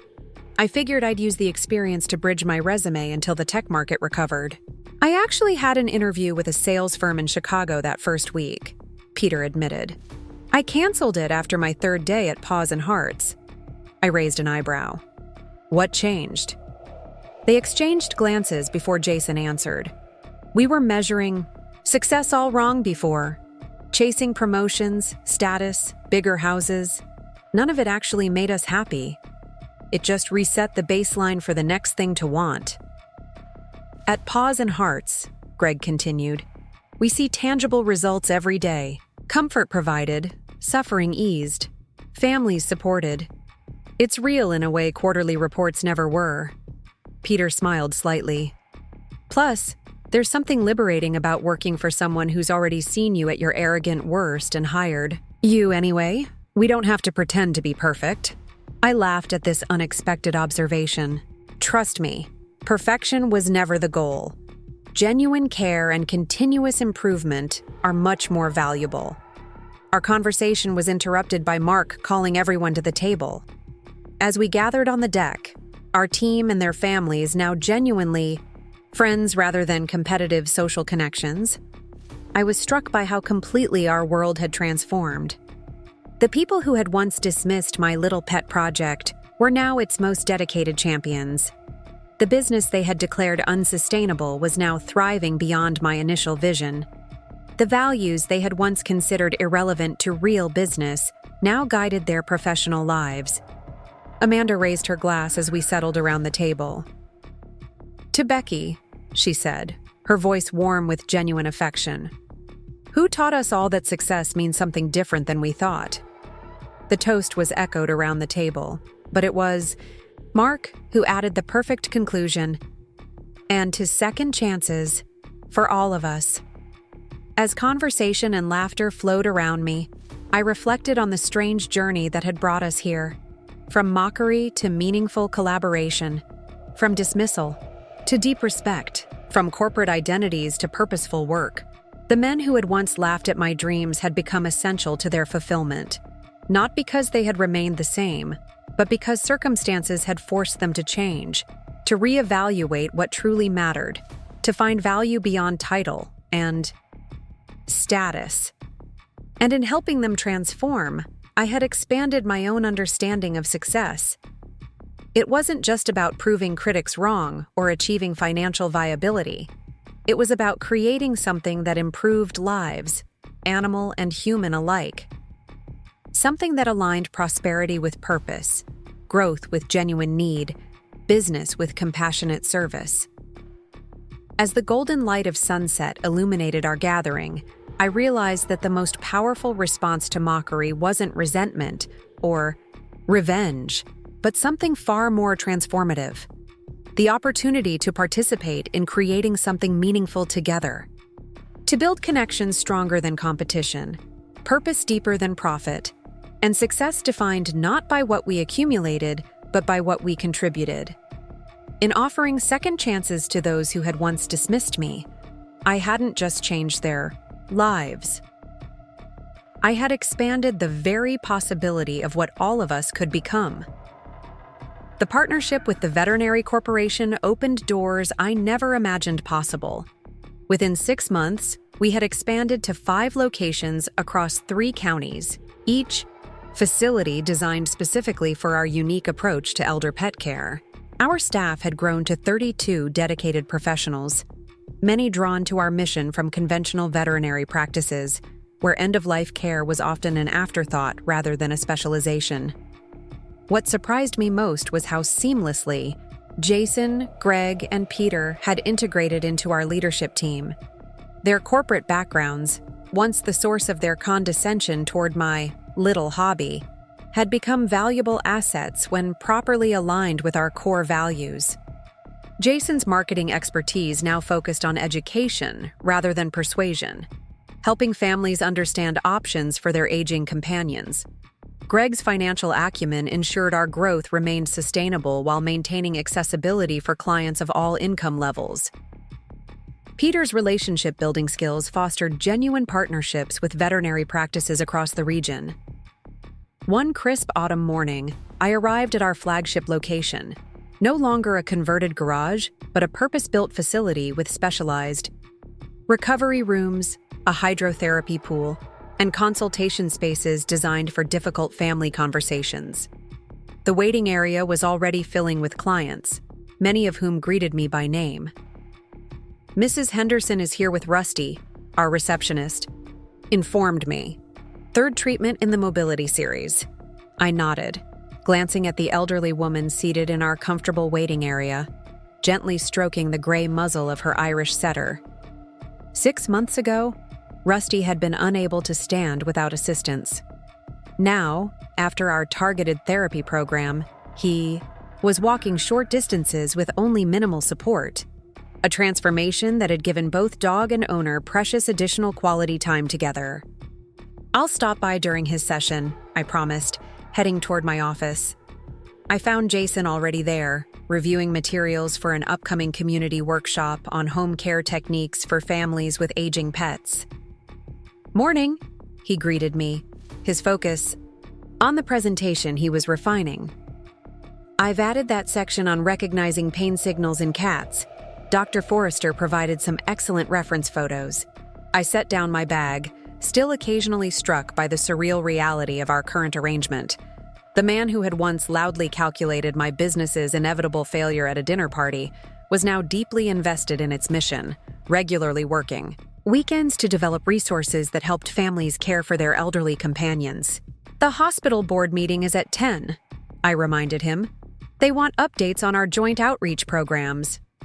He nodded, making a note in his planner, no longer the sleek, leather-bound corporate status symbol he'd once carried, but a practical, spiral notebook filled with to-do lists and client follow-ups. "Greg finished the quarterly analysis," he added, sliding a folder across my desk. "We're exceeding projections at all locations while maintaining our sliding scale appointments at 25% of total services." I flipped through the report, appreciating the clarity Greg brought to our financial planning.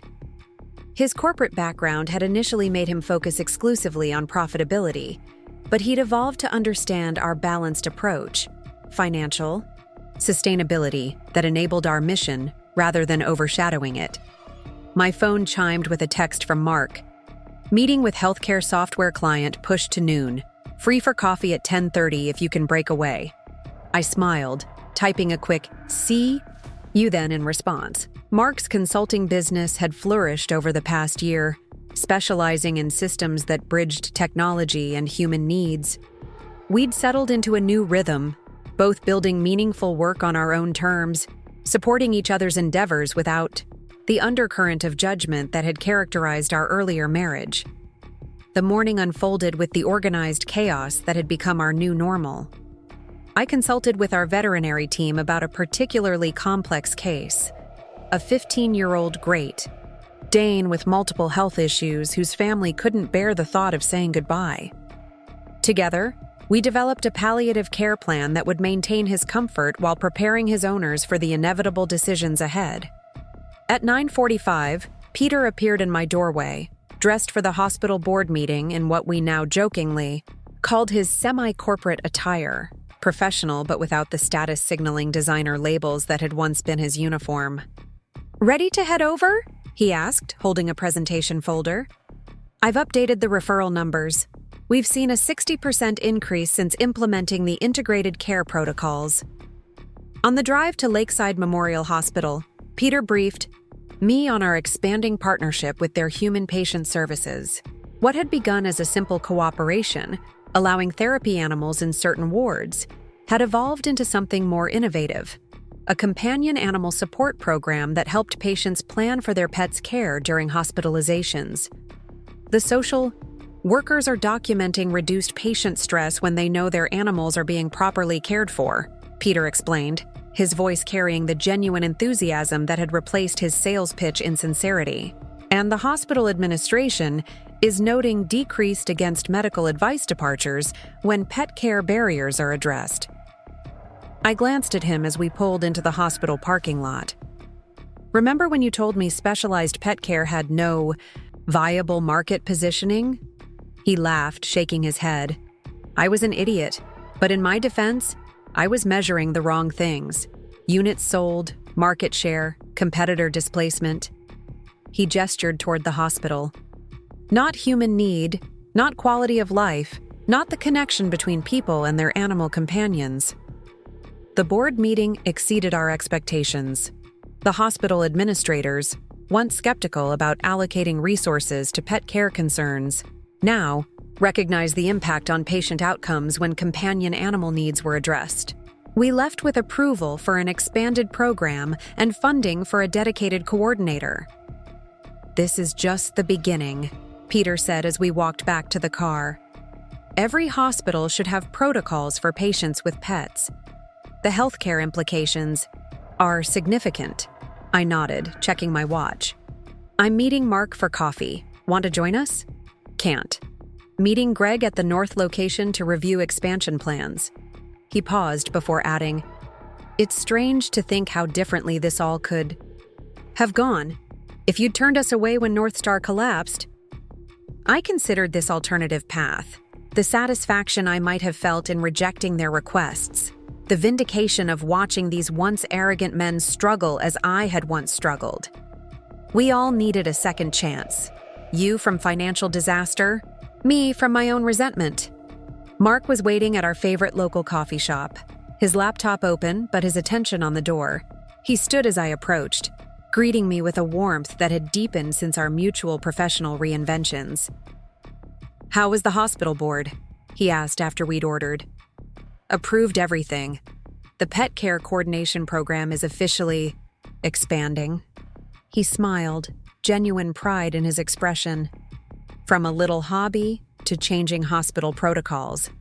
Not bad for a business that was supposed to fail within 6 months. The irony wasn't lost on either of us. The venture his friends had mocked, and he had quietly doubted was now not only thriving, but influencing institutional healthcare practices. Meanwhile, North Star Technologies had been fully absorbed by a larger corporation, its brand dissolved, and most of its remaining employees dispersed to other companies or industries. How's the healthcare interface project going? I asked, genuinely interested in his work developing systems that made medical technology more accessible to patients and practitioners alike. His eyes lit up as he described the challenges and breakthroughs of his current project. Since leaving North Star, Mark had rediscovered his original passion for problem solving rather than corporate advancement. His consulting work allowed him to focus on improvements that mattered to real users, rather than features that simply checked boxes for shareholders. We're testing the prototype with actual nurses next week, he explained. Their feedback will determine if we're actually addressing the right pain points. As he spoke, I realized how completely our perspectives had aligned since the corporate collapse that had initially seemed like a disaster. We both now measured success by impact, rather than income, contribution rather than compensation. The material trappings we'd lost, the potential for a larger house, luxury vacations, status among peers, seemed hollow compared to the satisfaction of building something genuinely meaningful. We should have dinner with everyone this weekend, Mark suggested as we finished our coffee. It's been a while since we all got together outside of work. I nodded, thinking how different our social gatherings had become.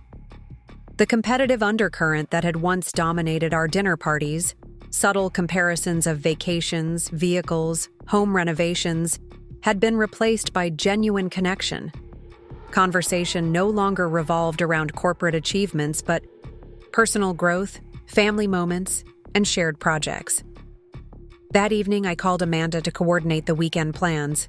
Once the most status-conscious of our social circle, she answered while volunteering at the animal shelter where she now spent 3 evenings a week. "Can you hear me over the barking?" she laughed, her voice competing with the background chorus of rescued dogs. "I'm walking the new arrivals." We settled on Saturday evening at their house, significantly smaller than their previous lakefront property, but, as Amanda described it, actually feels like a home now instead of a magazine spread we were afraid to live in. As I hung up, I marveled at her transformation. The woman who had once judged others by their designer labels now spent her free time cleaning kennels and socializing shelter animals, finding purpose in service that her previous life of consumption had never provided. The next morning brought news that underscored how completely our world had changed. Greg arrived at our management meeting with an unusual expression, part disbelief, part vindication. Northstar's former CEO just filed for bankruptcy, he announced, showing us the local Business Journal article on his tablet. Personal bankruptcy, not just corporate. Apparently, he leveraged everything: home, investments, even his children's, college funds, on company stock before the collapse. We absorbed this information in silence. Thomas Reed had been the architect of Northstar's aggressive growth strategy, the executive who had cultivated a corporate culture where worth was measured exclusively by financial metrics and market position. He had also been the man who had personally dismissed concerns about the government contract's unrealistic deadlines, the decision that ultimately triggered the company's downfall. "He was at our dinner party," Mark recalled quietly, "the one where everyone laughed at Becky's business plan. He said specialized services were irrelevant in the age of platform scaling." Jason shook his head. He believed his own hype. We all did. The rhetoric about disruption and exponential growth and market dominance. "Meanwhile, he's bankrupt and we're expanding to our 6th location," Greg observed with a hint of his old financial directness. "There's a lesson there." The lesson wasn't lost on any of us. The corporate values that had once seemed unquestionable, rapid scaling prioritized over sustainability, shareholder value elevated above all other considerations, growth pursued regardless of human cost, had ultimately proven hollow. Our more modest but mission-driven approach had not only survived, but thrived amid economic upheaval. The weekend dinner gathering revealed how completely our social dynamics had evolved. Hosted at Jason and Amanda's downsized but more personal home, the evening had none of the status competition that had once defined our interactions. Kelly arrived with homemade bread rather than expensive wine. Vanessa showed pictures not of luxury purchases, but of the shelter dog her family had recently adopted, a senior pet with special needs that would once have seemed an inconvenience rather than a joy. As we settled around their dining table, less formal but somehow more welcoming than the designer showcase pieces that had once displayed our competitive prosperity, I was struck by the genuine warmth in our conversation. These people who had once judged my professional choices with such certainty now shared stories of their own recalibrated priorities, their rediscovered capabilities, their renewed connections. "Remember when we thought success meant having the biggest house on the lake?" Amanda mused as we helped clear dishes after dinner. "Now I can't imagine maintaining all that space just to impress people we barely liked." Kelly nodded, rinsing plates. "Or the vacations we took just for the Instagram photos. Cooper and I went camping last month, actually slept in a tent. It was the best trip we've had in years." Vanessa, arranging dessert plates, added, "The kids are happier too. They were turning into little status symbols before. The right activities, the right schools, the right clothes. Now they're just kids again."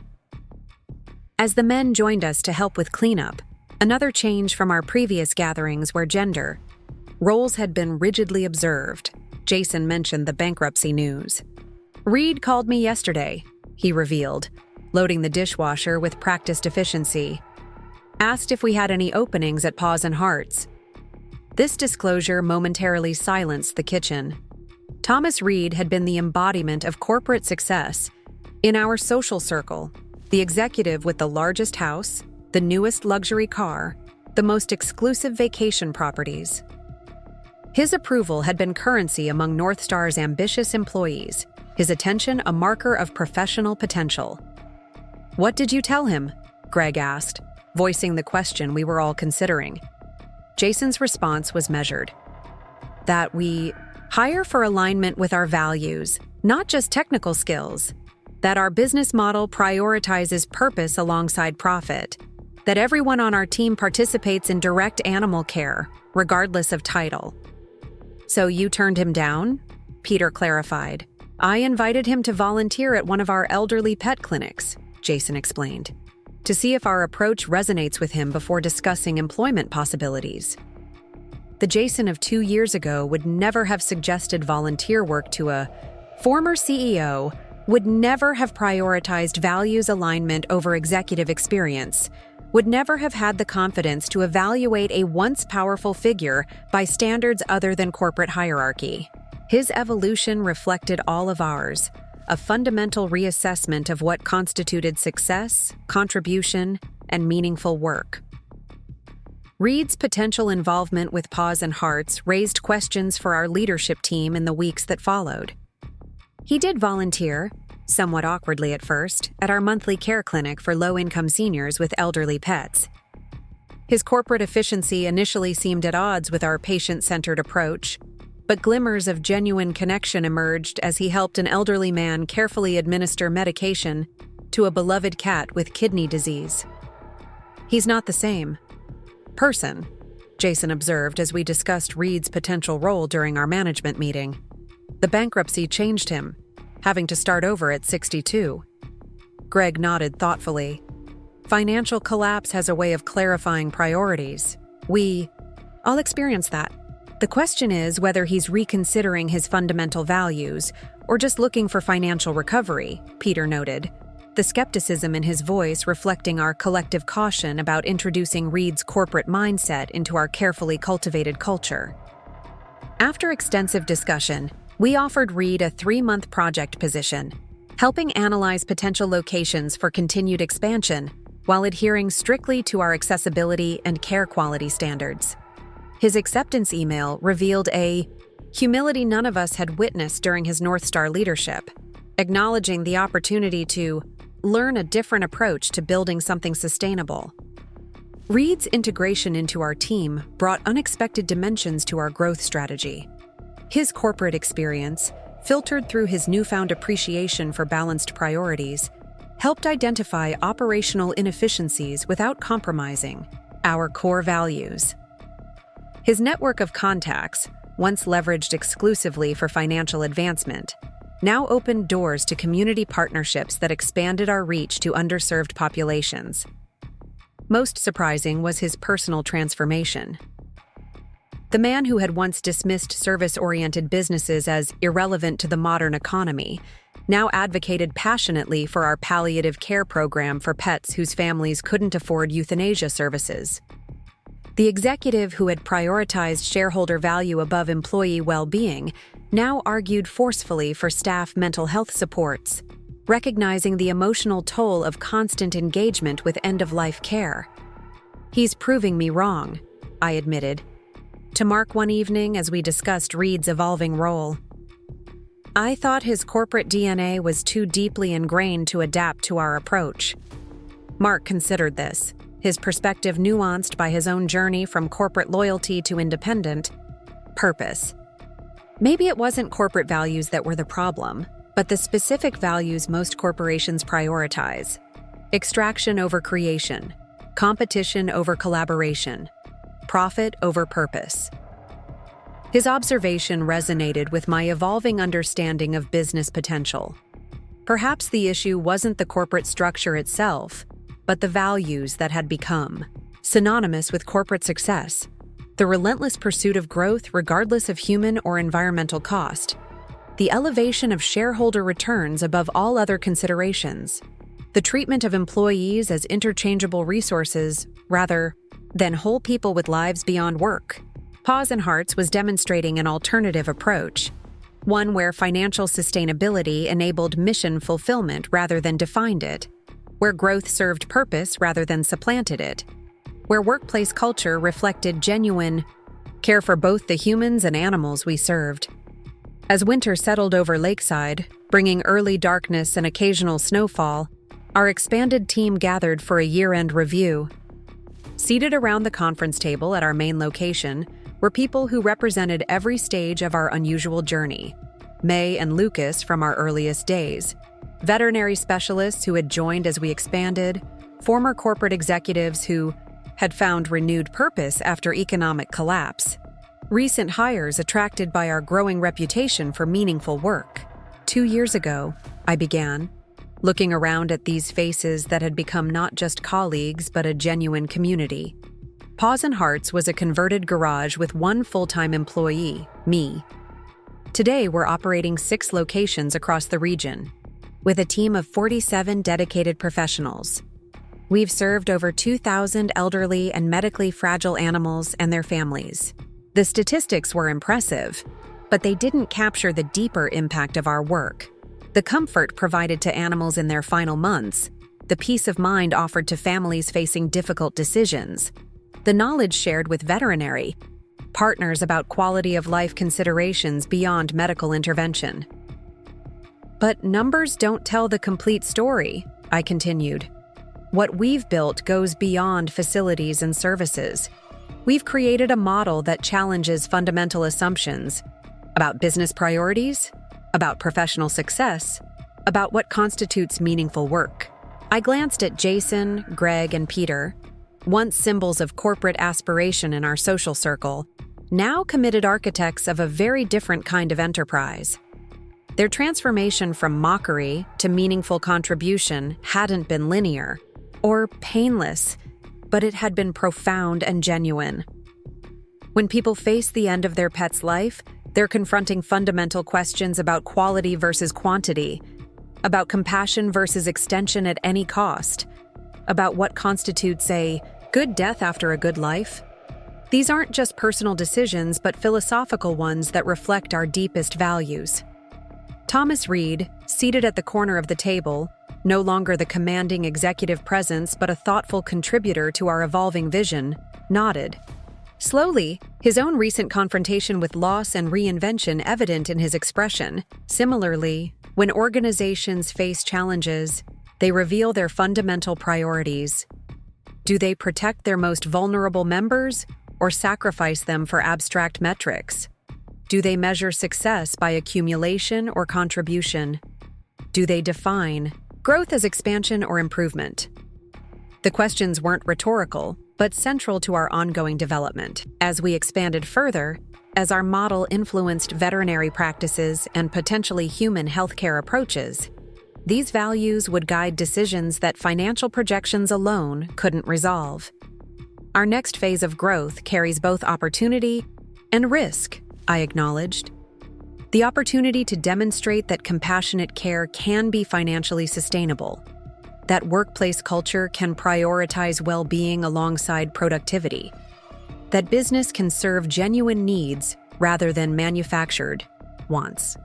The risk that expansion dilutes these very values that have made us successful.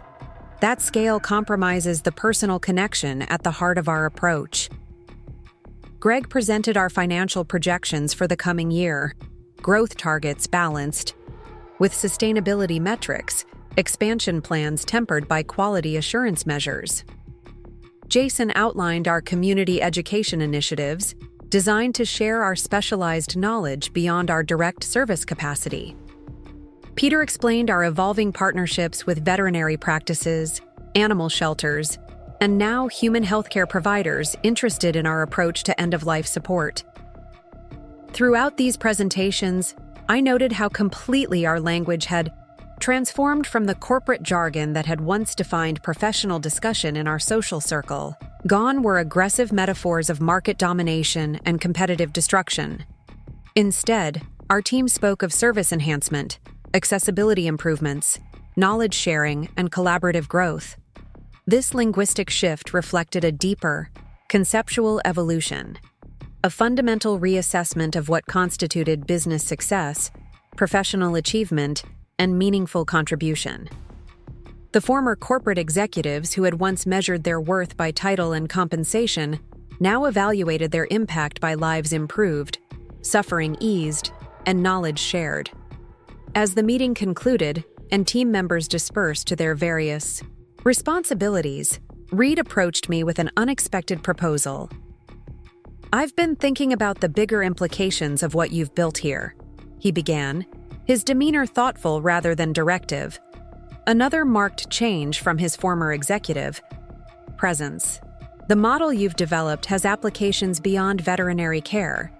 The integration of emotional support with medical intervention, the focus on quality of life alongside treatment protocols, the sliding scale approach to service accessibility. These principles could transform other healthcare sectors." I nodded, having considered similar possibilities ourselves. "We're already seeing interest from human palliative care providers." "It's bigger than that," Reed continued. "What if we documented the Paws Hearts approach as a replicable model, not as a franchise to extract profit, but as an open source framework that communities could adapt to local needs?" The suggestion was intriguing and distinctly different from the growth strategies Reed would have proposed in his corporate incarnation. Rather than focusing on ownership and profit extraction, he was suggesting knowledge sharing and distributed impact. "A publication? Training programs?" I asked, considering the practical implications. "All of that, plus a network of independent providers implementing the core principles while adapting to local conditions." His eyes held an enthusiasm I hadn't seen since before North Star's collapse. "You've created something that matters beyond business metrics. It should be accessible to communities everywhere, not confined to our direct operational reach." The conversation continued through the afternoon and into an impromptu dinner meeting, including Jason, Greg, Peter, and Mark. What emerged was a vision for what Reed termed compassionate expansion, growth measured not by ownership, but by influence, success defined not by exclusivity, but by replication, impact achieved not through control, but through collaboration. "This is the opposite of everything I implemented at North Star," Reed acknowledged as we refined the concept over dessert. "We guarded our intellectual property, restricted our methodologies, measured success by market domination. Look where that led us." The irony wasn't lost on any of us. The corporate approaches these men had once championed and used to dismiss my modest business ambitions had ultimately proven unsustainable. Meanwhile, the values they had once mocked as naive and unbusinesslike, compassion, accessibility, genuine service, had created an enterprise now positioned to influence healthcare, approaches beyond our original scope. "We need a better name than the Paws Hearts method," Jason mused, marketing instincts engaged despite his evolution beyond corporate branding priorities. "Something that captures the philosophy without limiting it to veterinary applications." "Dignity-centered care," Mark suggested. "It applies across species and contexts." The phrase resonated immediately. Dignity had been our implicit priority from the beginning, recognizing the inherent worth of elderly animals, respecting the emotional needs of their human families, honoring the professional capabilities of our care providers. Extending this approach beyond our direct services aligned perfectly with our foundational values. As winter deepened into the holiday season, our team worked to articulate the core principles of what we now called the Dignity-Centered Care Framework. The document that emerged wasn't a traditional business plan focused on profitability metrics, but a holistic approach integrating clinical excellence, emotional support, financial accessibility, and ethical decision-making. We tested these principles through community workshops, refining our articulation based on feedback from veterinarians, human healthcare providers, social workers, and families who had experienced our care model firsthand. The resulting framework became both a practical guide and a philosophical statement, a vision for service delivery that balanced compassion with sustainability, growth with quality, efficiency with humanity. Our holiday gathering that year extended beyond our immediate team to include families, community partners, and even some of the pet owners whose experiences had shaped our evolving approach. Hosted at our main facility, transformed for the evening with festive decorations that complemented rather than concealed our clinical purpose, the celebration reflected our integrated philosophy. Children played in spaces normally reserved for rehabilitation exercises. Elderly clients shared stories of their animal companions with veterinary specialists in comfortable consultation rooms. Former corporate executives who had once defined themselves by title and compensation now discussed meaningful service with community volunteers.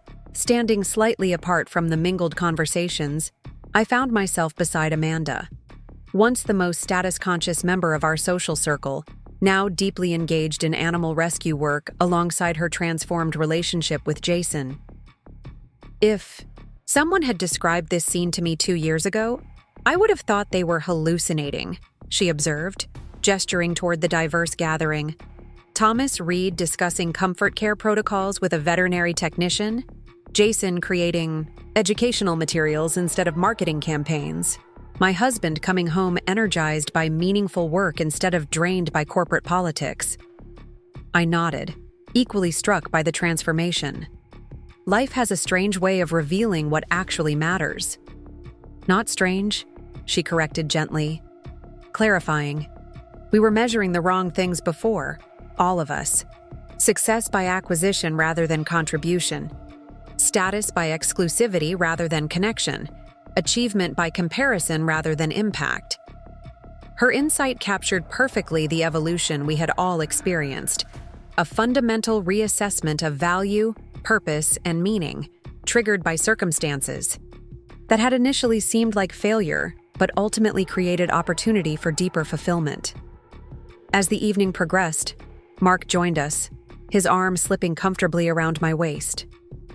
Greg was just showing me the expansion projections for next year. 6 new partner locations implementing the dignity-centered care model. The growth wasn't about empire building or market domination, but about extending our impact beyond our direct operational capacity, sharing our approach with independent providers committed to similar values. Not a franchise extracting profit from standardized procedures, but a collaborative network improving care quality through shared knowledge and mutual support. From a mockery at a dinner party to a healthcare movement, Amanda mused, the irony not lost on any of us. Who would have imagined? Looking around at this gathering, former corporate strivers now committed to meaningful service, families finding support during difficult transitions, professionals integrating compassion with clinical excellence, I realized we had created something more powerful than a successful business. We had demonstrated an alternative to the extractive, competitive, growth-obsessed model that had dominated professional aspiration in our social circle. In offering second chances to those who had mocked my modest business ambitions, I had participated in a transformation larger than individual career reinvention. Together, we were proving that success could be measured by contribution rather than accumulation, that growth could serve purpose rather than supplant it, that business could integrate prosperity with compassion rather than sacrificing one for the other. The lesson extended beyond our specific experience to a broader reassessment of value, in work, in community, in life itself.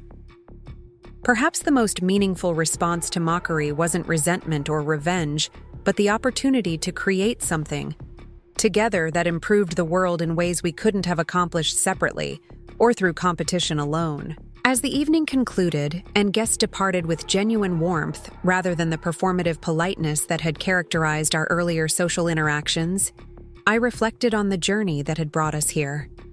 From a converted garage clinic, dismissed as a hopeless venture, to a care model influencing healthcare approaches beyond our original scope. From competitive social dynamics defined by consumption to collaborative relationships focused on contribution.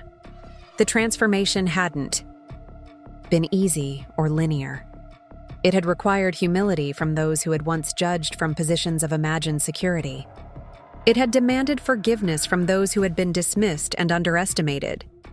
It had necessitated a collective willingness to reconsider fundamental assumptions about worth, success, and purpose. But the result was something none of us could have created alone or through our previous approaches: a model that integrated prosperity with service, growth with quality, efficiency with compassion. A demonstration that business could be both financially sustainable and genuinely beneficial, that professional fulfillment could come from contribution rather than competition, that meaningful work could align personal development with community improvement. As Mark and I drove home through the quiet winter night, the holiday lights reflecting off fresh snow, he expressed what I had been contemplating. We're building something that matters beyond balance sheets. Something that improves lives, animal and human alike. Something that might actually change how people think about care, about business, about what constitutes success. I nodded, watching the familiar streets of Lakeside pass by, the community that had witnessed both my initial struggles and subsequent flourishing. From mockery to meaning. Not a bad journey after all. He reached for my hand across the console, his touch conveying shared understanding of how completely our world had transformed, not just for us, but for everyone involved. Maybe especially for those who needed the wake-up call most desperately. The truth in his observation was undeniable. Those who had been most invested in the corporate values that ultimately proved hollow, status through consumption, worth through comparison, success through accumulation, had experienced the most profound transformation when those foundations collapsed. Their journey from mockery to meaningful contribution hadn't been punishment, but liberation, an opportunity to discover more sustainable sources of fulfillment, purpose, and connection. As we arrived home, the house we had once considered upgrading, for status now perfectly adequate for our recalibrated priorities, I realized the most powerful aspect of our unusual journey. In offering second chances to those who had once dismissed my modest business ambitions, I hadn't just facilitated their professional reinvention, but participated in a collective rediscovery of what actually constituted success, contribution, and meaningful work. The mockery at that fateful dinner party hadn't been the beginning of a story about revenge or vindication, but the first chapter in a narrative about transformation, individual and collective, professional and personal, practical and philosophical. A journey that had led all of us to measure our lives by different metrics than we had once assumed were definitive. From derision to dignity, from competition to collaboration, from accumulation to contribution. Perhaps these were the most meaningful measures of success after all. Spring arrived in Lakeside with a gentle persistence that matched our journey. 5 years had passed since that pivotal dinner party where my small business dreams were mocked. 5 years since North Star's collapse had transformed our professional and personal landscapes. The anniversary prompted reflection as I walked through our network of care centers, now spanning 3 states with over 200 professionals, implementing our dignity-centered care approach. The Paws Hearts Foundation, established 3 years ago to extend our model beyond our direct operations, had partnered with veterinary schools to incorporate our end-of-life care protocols into their curricula. Our sliding scale payment system had been adopted by clinics nationwide, making compassionate elder pet care accessible to families regardless of financial circumstances. Most surprisingly, our integrated approach had begun influencing human healthcare practices, with several hospice organizations implementing adaptations of our family support methodology. What had begun as a little hobby in a converted garage had evolved into a movement changing how society approached care for vulnerable beings, animal and human alike. The validation was meaningful, but more profound was the transformation in those who had once dismissed my vision with such certainty. I found Jason in our education center, finalizing materials for a workshop series on supporting children through pet loss. His focus was absolute as he reviewed feedback from families who had experienced our care model, incorporating their insights with a humility that would have been unimaginable during his corporate marketing days. These testimonials from the Guy Wilson family are particularly powerful, he noted as I joined him. Their daughter's drawing of her cat watching from heaven should definitely be included in the presentation. I nodded, remembering the family whose elderly cat had received palliative care through our program. Their experience highlights exactly what makes our approach different, treating the entire family as part of the care unit, not just the animal. Jason's expression grew thoughtful. I was thinking about this morning. Do you remember when I calculated your maximum potential revenue at that dinner party? $50,000 annually, I believe I said. I smiled at the memory. No longer painful, but almost amusing in its short-sightedness. You were measuring the wrong things. We all were. That's just it, he agreed. The metrics were flawed from the beginning. We defined success by extraction rather than creation, by accumulation rather than contribution. He gestured toward the materials spread before him. This work, helping families navigate difficult transitions with dignity, this creates actual value. Not just financial returns, but human well-being, animal comfort, emotional healing. His evolution from corporate marketing executive to compassionate educator hadn't been seamless or immediate, but it had been genuine and complete. The man who had once measured success exclusively through profit margins and market share now evaluated his work by lives improved and suffering eased. Similar transformations had manifested throughout our once status-obsessed social circle. Greg, overseeing our financial sustainability across multiple locations, had developed a workshop series helping other mission-driven organizations balance purpose with prosperity. Peter's relationship-building skills now fostered partnerships, with social service agencies ensuring that no family lost a beloved pet due solely to financial constraints. Even Thomas Reed, once the embodiment of corporate ambition in our community, had found renewed purpose documenting our care model for implementation in communities across the country. The former CEO who had lost everything in North Star's collapse now measured success not by personal accumulation, but by distributed impact. The women in our social group had undergone equally profound evolutions. Amanda had completed certification as an animal welfare specialist, working alongside veterinarians to improve shelter conditions for elderly surrendered pets. Kelly had established a therapy dog program at her children's school, recognizing the emotional support animals provided to students struggling with learning differences. Vanessa had returned to college, pursuing a degree in gerontology inspired by her volunteer work with elderly pet owners in our community outreach program. Mark joined me for lunch in our facility's courtyard garden. His consulting practice now focused exclusively on healthcare technology systems designed with actual user needs at their center rather than abstract efficiency metrics. Reed's implementing the dignity model at a rural clinic in Vermont, he reported, sharing updates from our expanding network. They've adapted it for farm animals, believe it or not, providing dignity in retirement for working animals after years of service. I smiled at this unexpected application of our approach. From corporate mockery to rural innovation, not the path any of us anticipated.